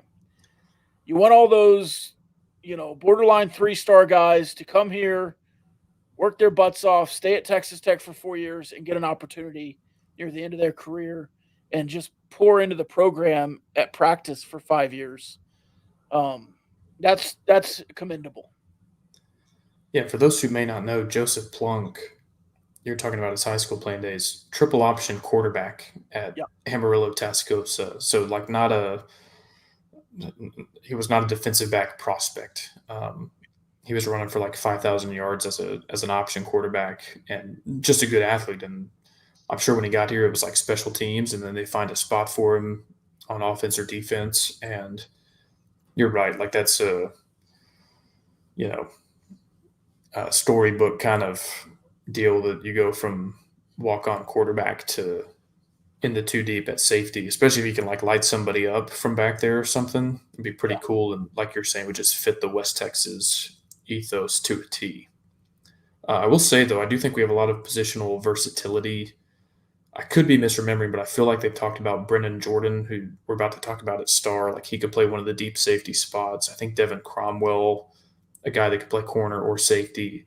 Yes. So really hope this doesn't happen. But if we do have a couple injuries in the defensive backfield, you might have some versatility there where you can move the pieces around to make it work. Also, this is like kind of beside the point here. But did you notice the Patrick Mahomes logo at the top of the depth chart release? Yeah, sure did. Something to think about. So let's go with the quote-unquote linebacker positions. We've got the star, Will, and Mike. The star, A.J. McCarty or Brendan Jordan. I think both of them will play a ton. Jacob Rodriguez, Bryce Ramirez at the Will, Ben Roberts, John Curry at the Mike. Shout out Coronado, go Mustangs. And then the 2 outside linebacker positions and the defensive line. We'll go left to right. Amir Washington starting. Joseph Adedire, Sam Carroll. Defensive tackle, Marion Banks, Jaden Cofield, or Trayvon McAlpine. Nose tackle, Quincy Ledet Jr., DeBraylon Carroll, James Hansen. And the other outside linebacker, Harvey Dyson III, starting over Isaac Smith and Ansel Nidor. Some interesting. I am very surprised at the 2 edge spots. Very surprised. Joseph Adedire, we've talked about it on this podcast, has played more snaps at Texas Tech than any defensive player on the roster. He's not old, but he's a third-year guy. The other outside linebacker spot or edge spot, maybe, I don't know. The Dylan Spencer injury might have thrown some of this off, but even then, Isaac Smith. So Adedire was slotted in the spring as a start at the other edge spot. Isaac Smith at this next edge spot. It seems to me like we have 2 young guys that supplanted not an entrenched starter, but like the day 1 starter when spring or fall camp started. I hope that's a good sign. I mean, these position battles, I'll be honest with you, in high school, I won a position battle because the other guy wasn't, doing the right thing at practice. It wasn't because like I was this all-world talent. I hope it wasn't that. I hope it was like, hey, he's playing so well, we just can't afford to leave him off of the field the first drive of the game. Right. I guess we'll know soon enough if Amir Washington and Harvey Dyson are both 7-8 sack guys this year. We'll know. If they're both 2 sack guys, and when Adedire and Isaac Smith come in, they're not getting much pressure either. We'll also know. This looks like a lot of depth, though. We talked about this at the position preview. Even without Dylan Spencer, which is an injury that I think is significant, he's a good player. Like Charles Esters isn't even on the 3 deep.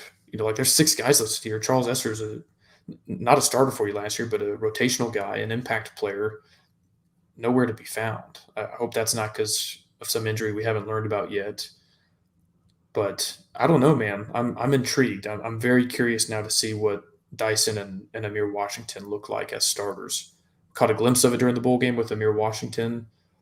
There's no way he can do that for 12 games in a row, but if he can do half of that for 12 games, that would still be probably all conference, all American level. So I don't know. I guess this means maybe that wasn't just a flash in the pan, and the coaches expect that he's going to be that disruptive, and that's how he earned this starting role. So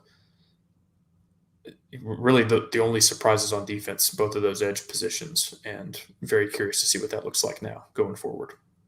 Yeah, and again, that's 6 guys listed at both edge rusher places, and I think every D-line place has 6 guys listed. I think that's intentional.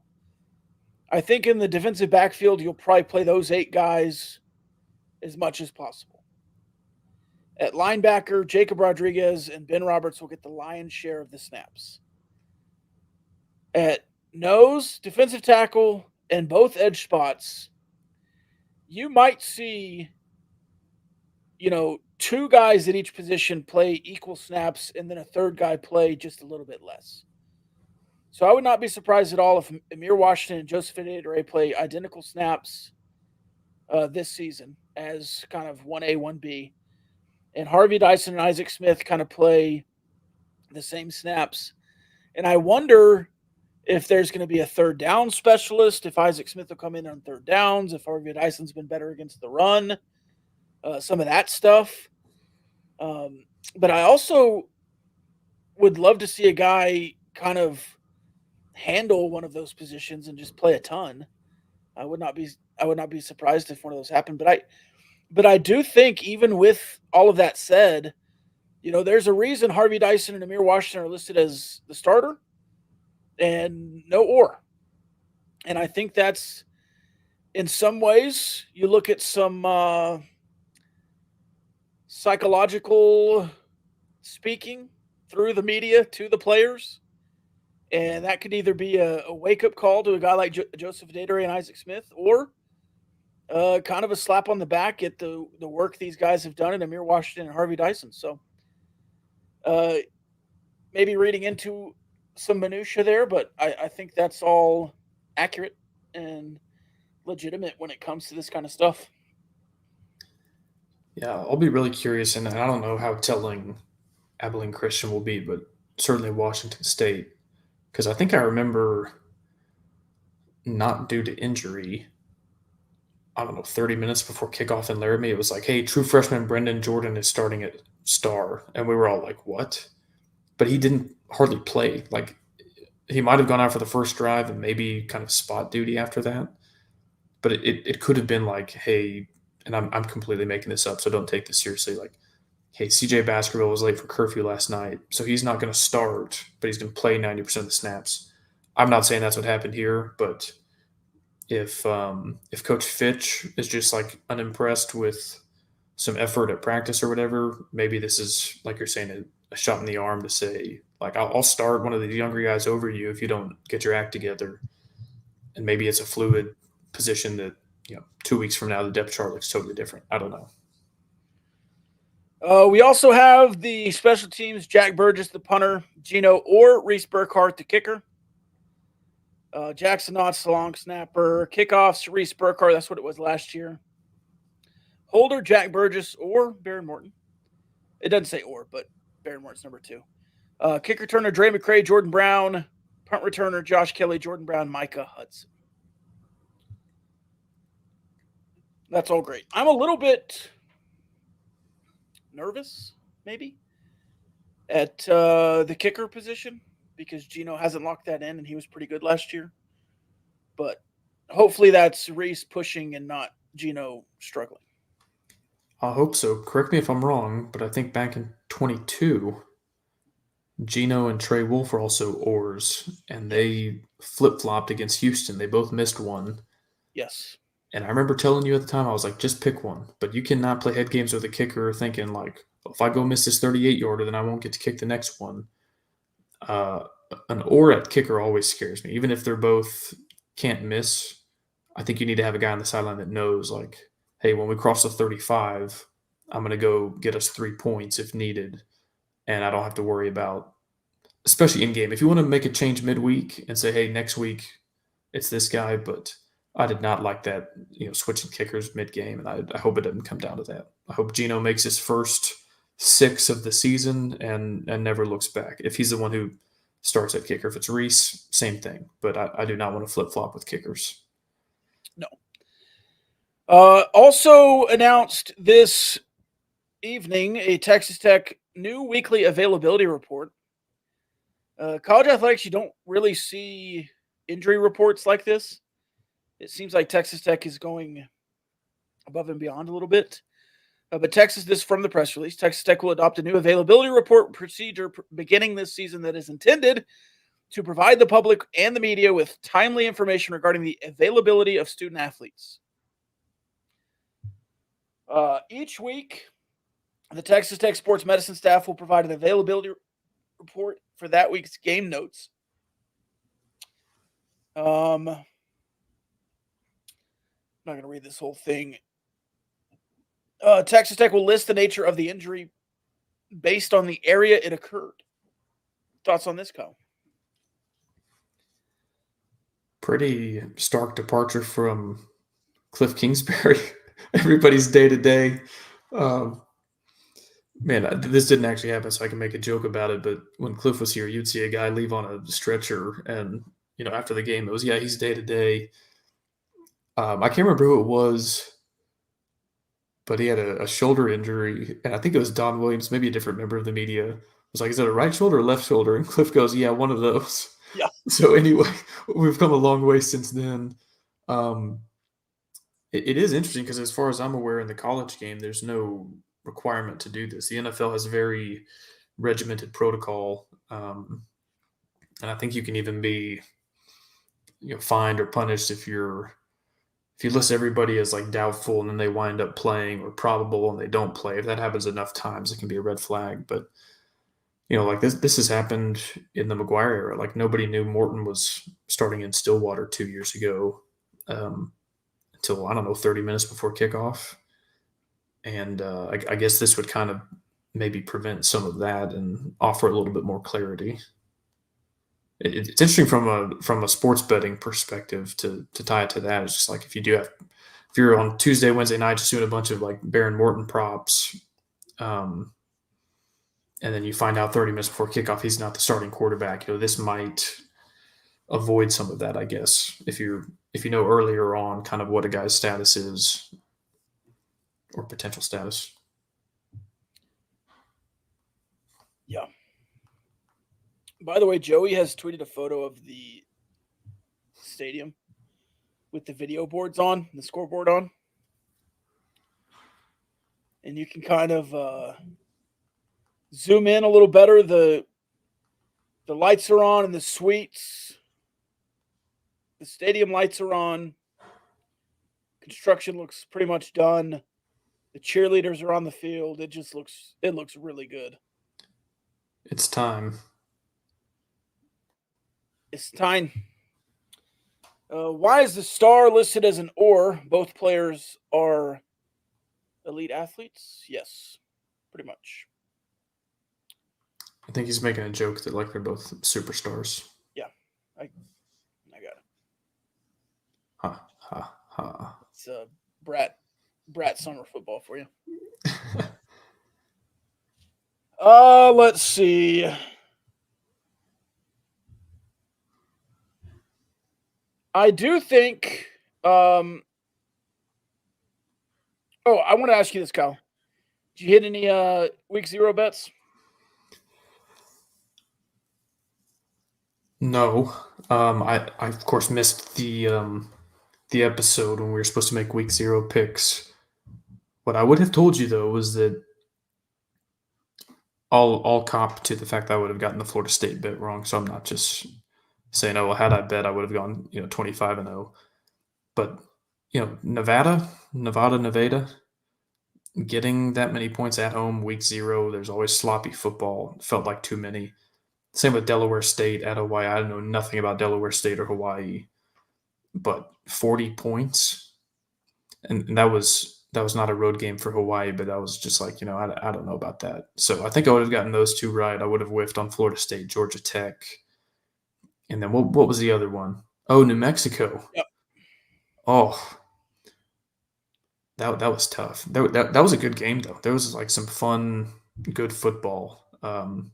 Hated that they lost. I kind of like to root for the New Mexico schools when I can, and I was like, man, home underdogs to an FCS team, like it's embarrassing enough. And then it looked like they were going to win by 10 or 14. So I kind of hated that for them that they blew it.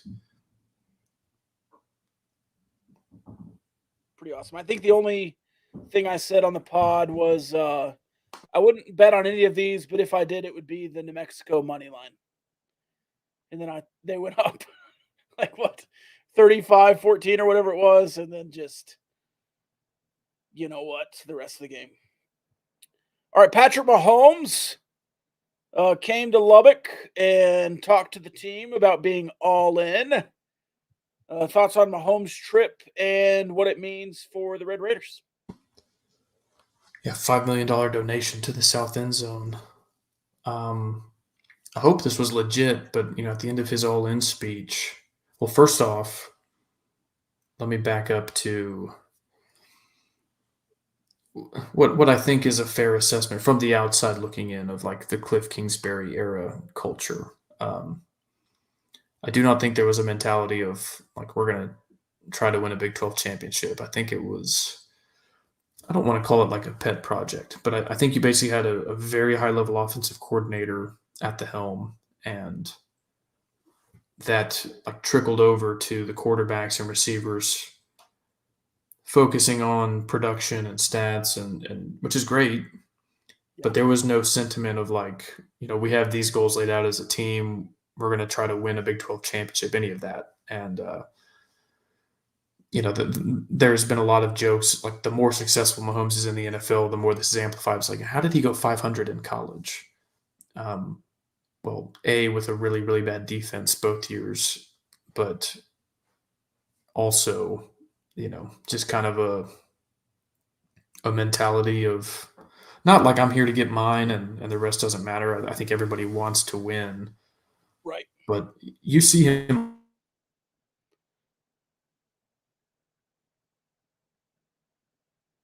operate in a different way at the NFL level and history.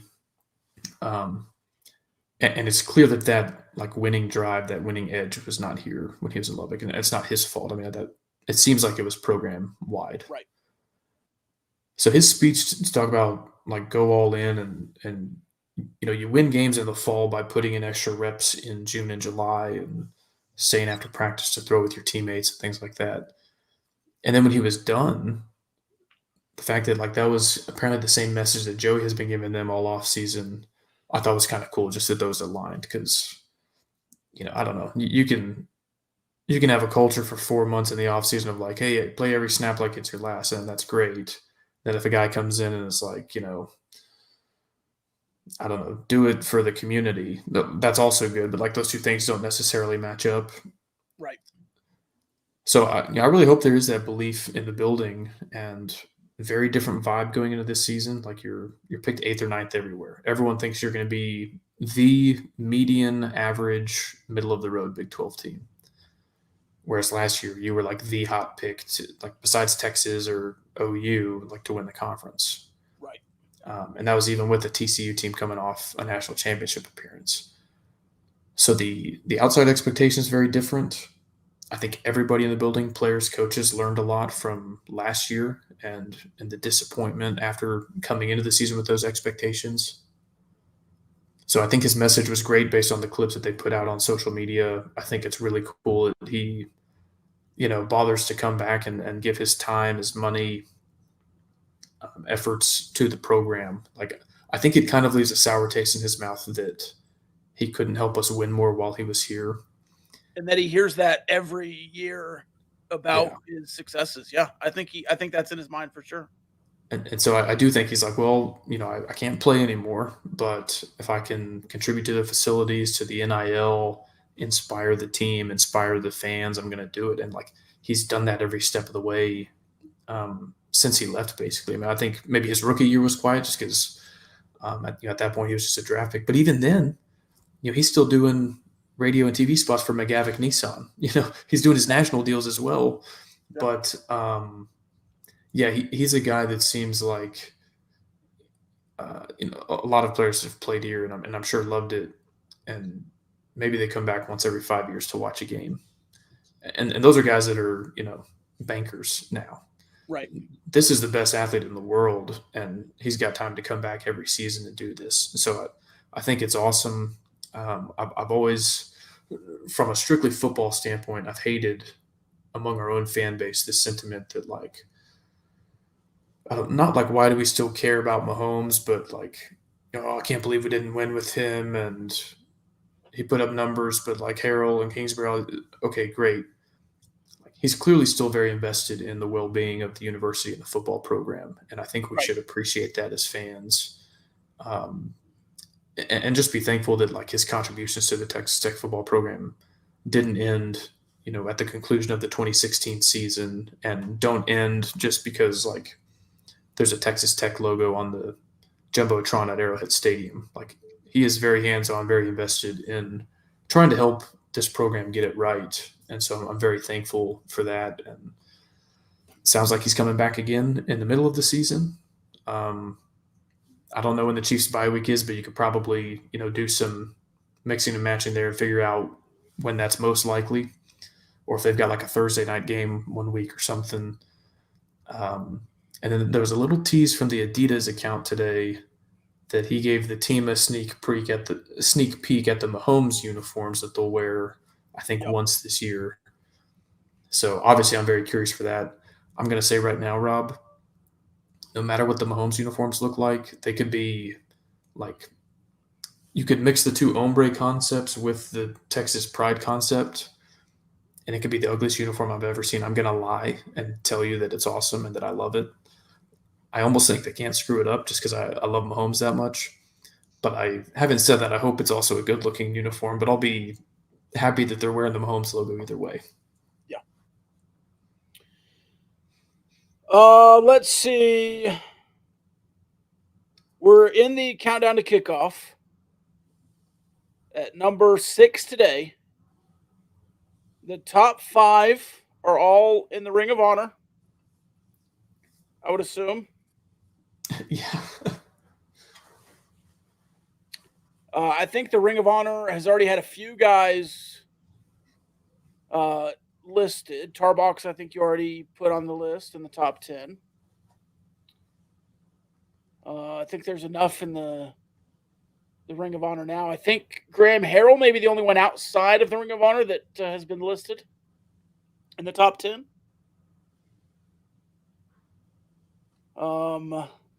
Very little pushback. I would say one guy likes to push back on the list every other day. But I think it's been pretty well received.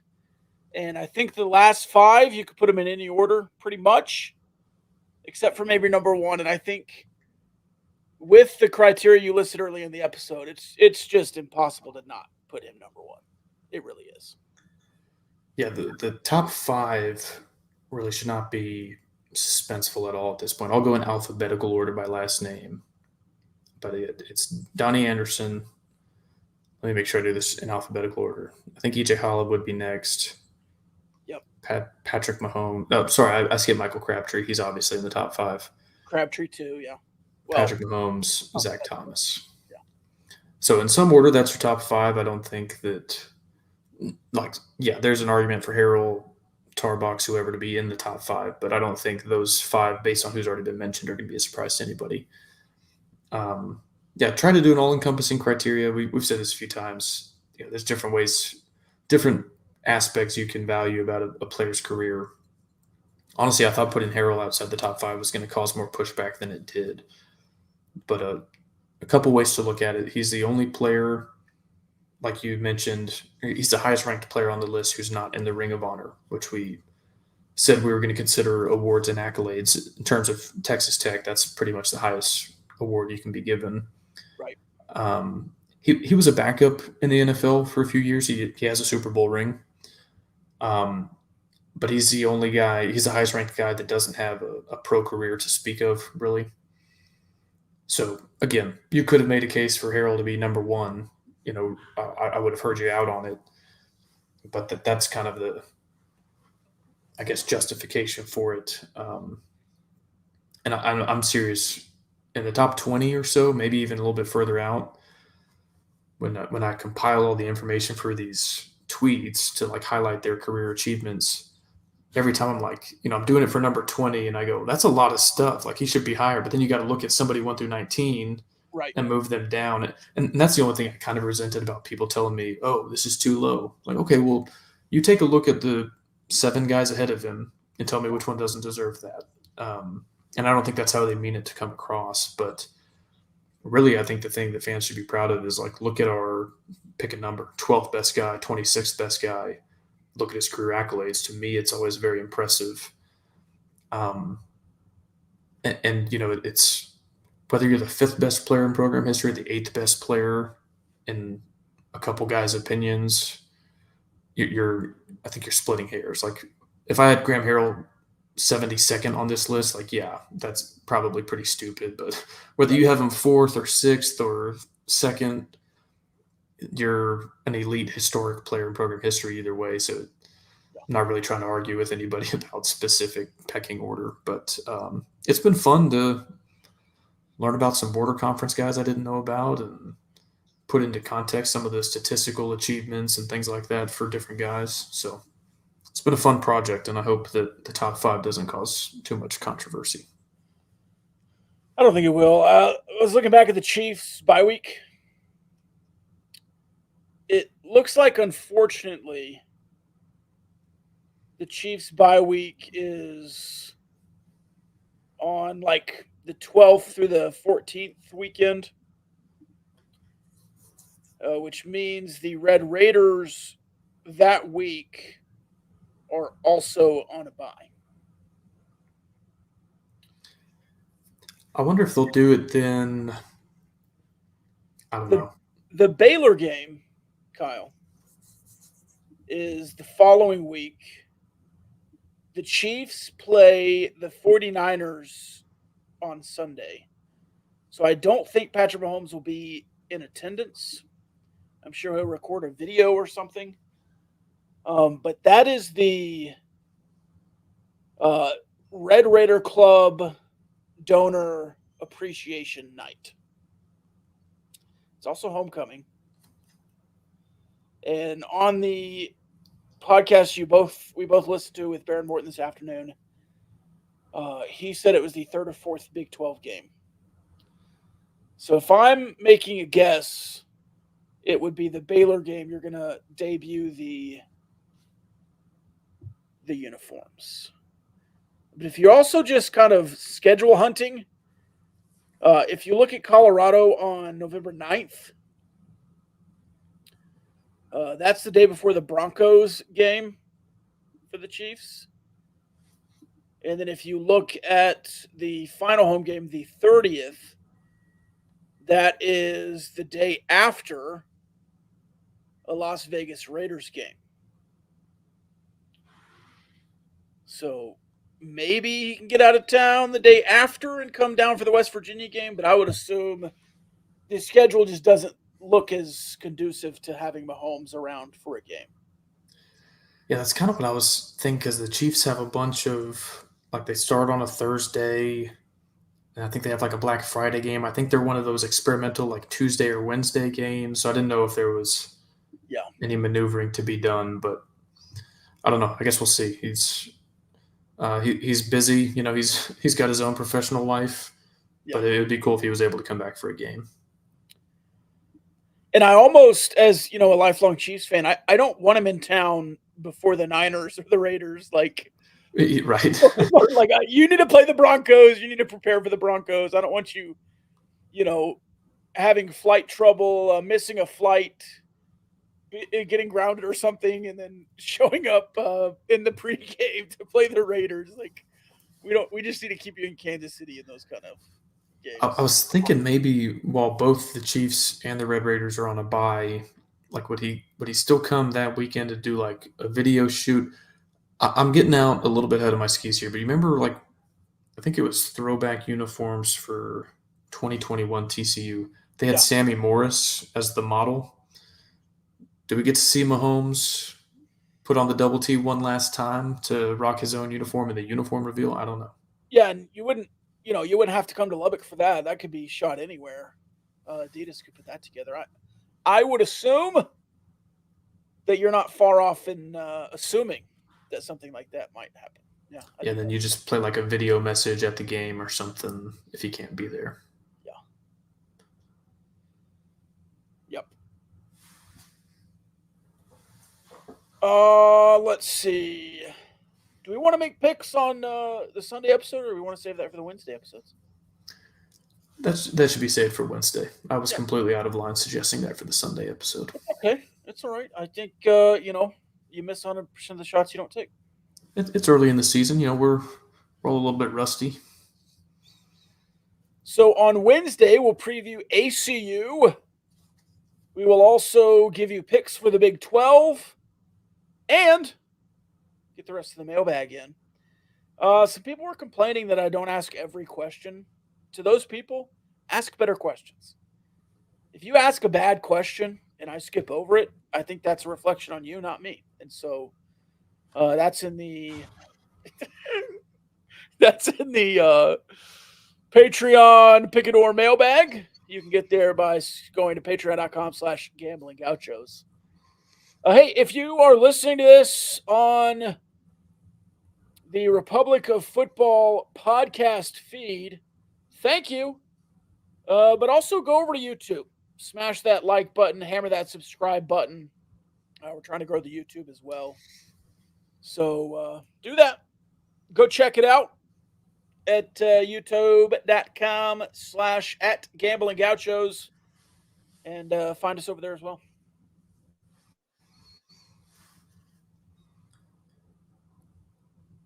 Yeah, once in our history as a podcast, the mailbag was dry.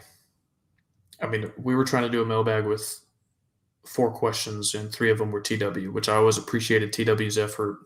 Yeah. But it was like we need more here. We need more volume. And as a general rule of thumb, you try not to call out your own customers, most of whom are also dear friends.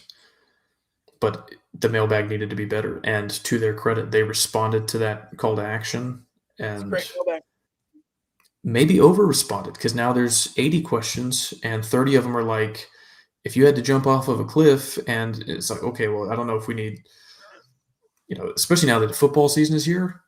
I'm not saying they have to be football related, but it's no longer July, and it doesn't have to be like, what 12 items do you need to bring on a picnic? Anyway. So, fellow picadors, don't take offense to Rob's call out here. We're all just trying to get better. We're trying to make this the best product possible for our dear listeners. And I know y'all are up to the task because y'all have done it before. Final thoughts? Yeah, UConn to the Big 12. Yay, nay? Nay, I'd rather hold out for the ACC schools. I think UConn is an incredible basketball ad, but they don't do anything else for me. I think they're a solid baseball program, but conference realignment is not. It's not for a better basketball conference. It's for football. And if you're pushing conference realignment for basketball, it just doesn't make sense to me.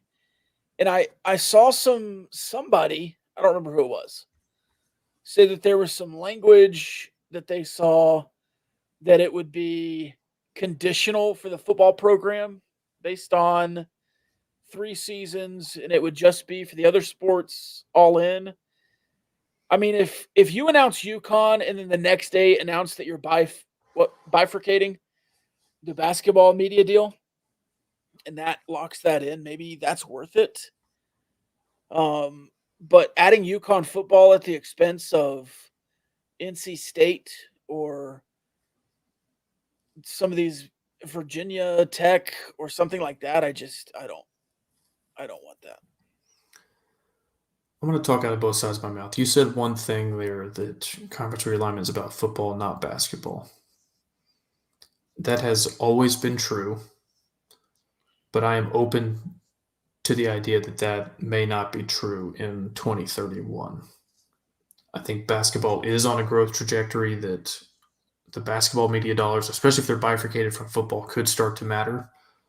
And that could be one of the only ways, and certainly the best way, that you would have a chance to close the gap money-wise, resource-wise, with the so-called Power Two. So I'm not dismissive of that as a concept, but answer me this, Rob. If we don't act now with UConn, do we risk the SEC or the Big Ten adding them in any sports? No. Do we risk the ACC adding them in any sports?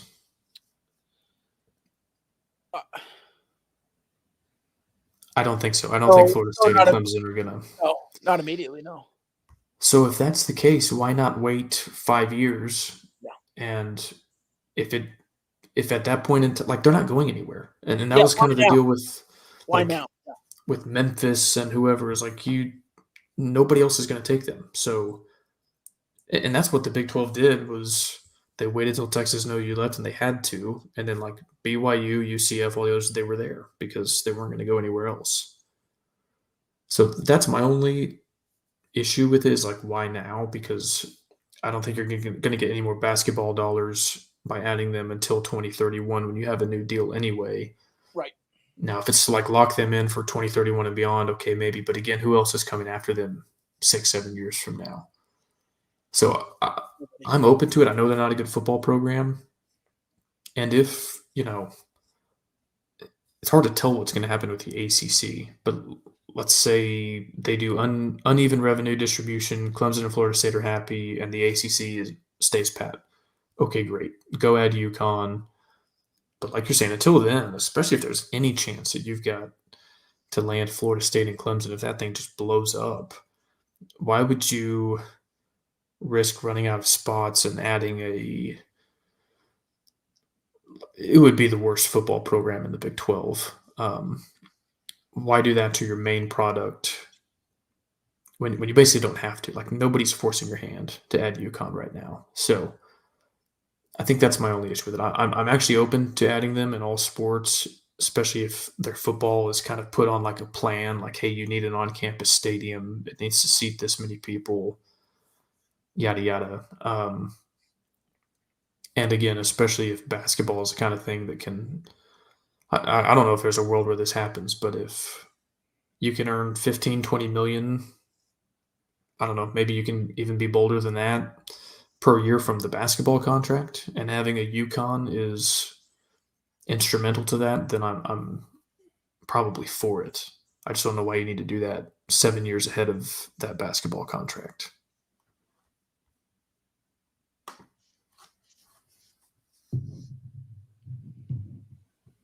Is that true? Yeah, we have a comment here from Nathan. I heard a rumor Kyle played dodgeball with Mahomes. Could he regale us with that story? I did play dodgeball with Patrick Mahomes. This was probably, 15 years after I went to the same elementary school as Glenn Powell. Just so the timeline makes sense in everybody's heads. But yeah, I sure did. Thank you for asking, Nathan. Another question off the YouTube comment section. If you get UConn and basketball unlock, it makes it so that the SEC and Big Ten can never break away. Let me ask you two questions.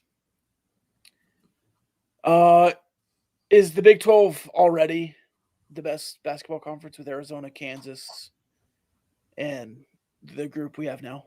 Yes. Does UConn, with 2 straight national championships, does it make it that much better? I think it could. Here's my thought on that. The SEC was already the best football conference, yeah. And they decided to add Texas and OU because they thought it took them to a whole other level.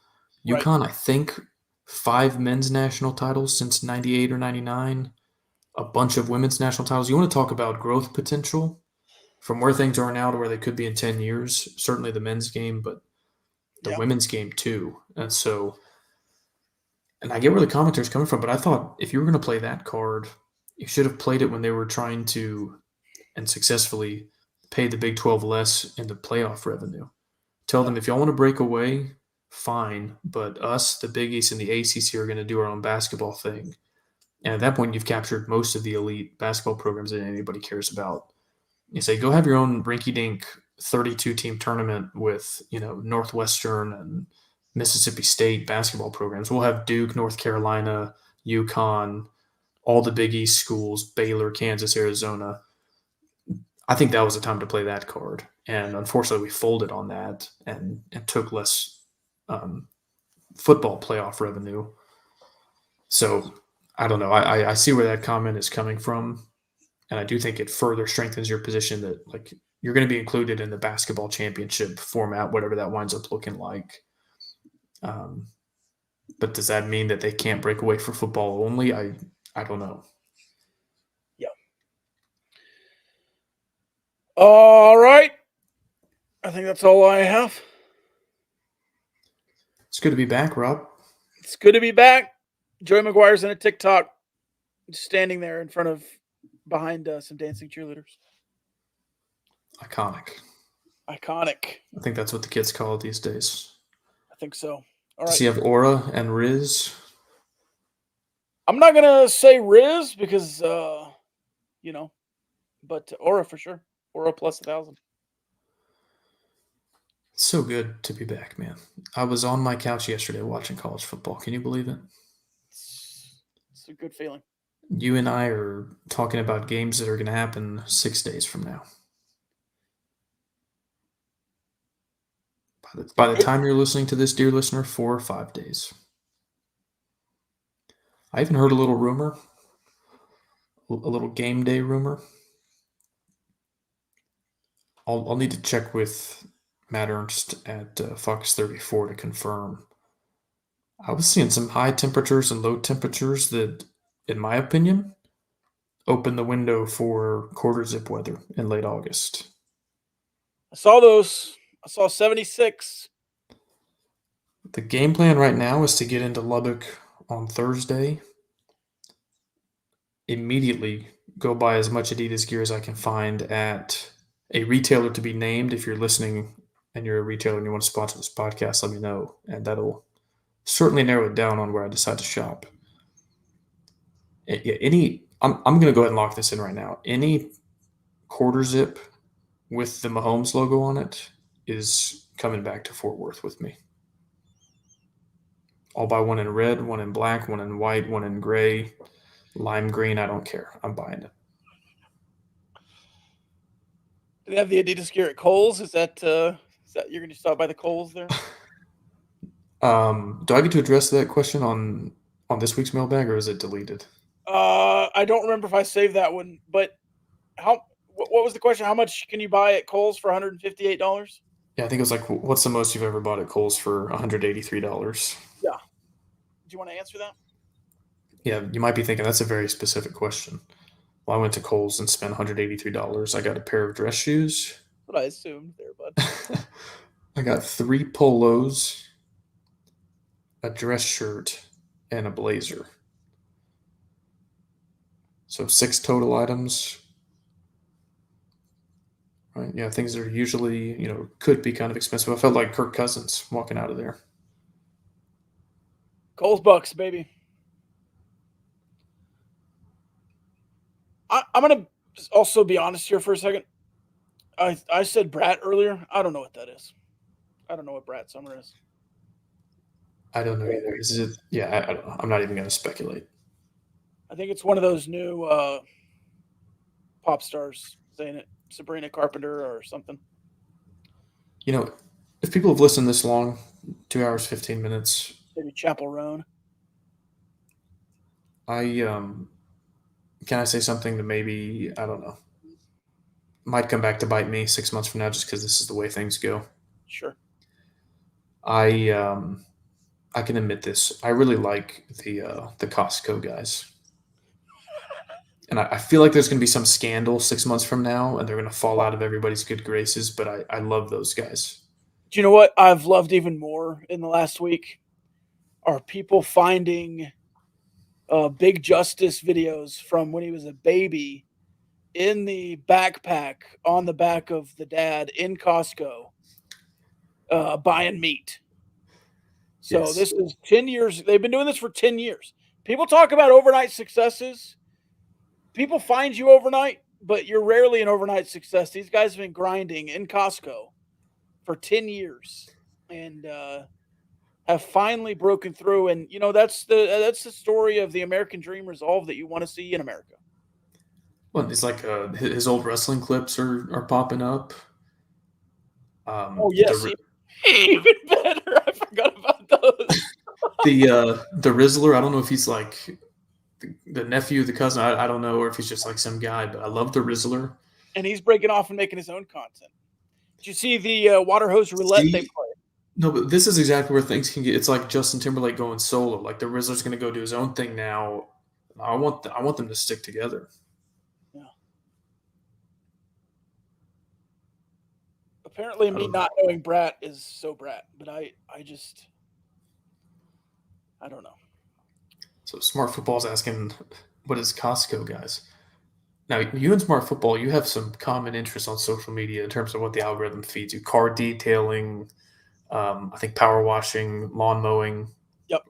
I love all that stuff too, by the way. Haircuts. Smart Football, you need to check out the Costco guys. I think you'll give it 5 booms. Yeah. We're the Costco guys. Of course we eat 5 double chocolate chunk cookies. Double chocolate chunk cookie. Can we give this episode 5 booms? Oh, yeah. Boom! Boom! Boom! Boom! Boom! Boom! All right, that's all we got tonight. What does the Rizzler do? Is like little. Yeah, I don't know. I think he mewed. Did you see Big Justice got a Rolex? No. He deserves it, man. Working hard all summer. The Costco guy stole my girlfriend. Okay, you might know better than me, Rob, because I think you're on TikTok a little bit more. But who's like the Gen Z guy? Always wears a backwards cap. He does like these really monotone news reports. He's like, Baby Gronk just rizzed Livy Dunn. Do you know who that guy is? No, I know who you're talking about. Yeah, I stay away from those guys. His breakdown of the Costco guys fending off the Jersey Mafia in the pizza store was one of the best videos I've ever seen on the internet. That one was funny. Yeah, the TikTok voice news people are something else. Using the Rizzler as a battering ram. It's just amazing content. Yeah. I love those guys. I can't get enough Costco guys content. I don't have TikTok. I probably never will. But it always winds up on Twitter, and I eat that stuff up. I freaking love it. Costco guys. I might go get a Costco membership. Like, this will be the only time advertising has ever worked on me, but I might do it. You ever had a $1.50 hot dog and drink? Oh, yeah. When I was a kid, so we had Sam's Club as a kid. But, yeah, it was like 88-cent hot dog or whatever. I loved that. I would just sit there while my mom went shopping and eat in the Sam's Club food court. There was a time in the last 2 years where the Costco hot dog bun was changed.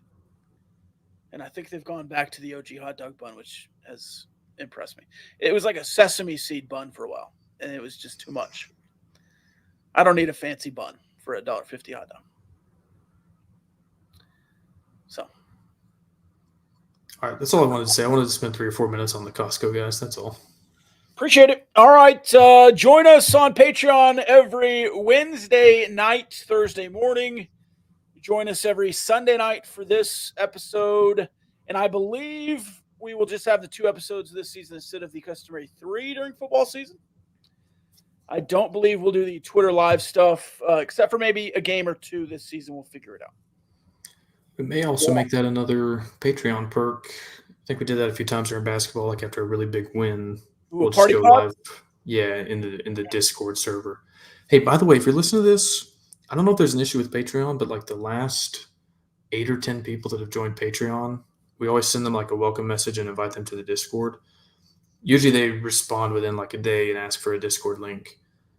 I don't know if they're just leaving us on red or if they're not seeing it. But if you've joined Patreon and want Discord access, just message us on Patreon and we'll get you set up.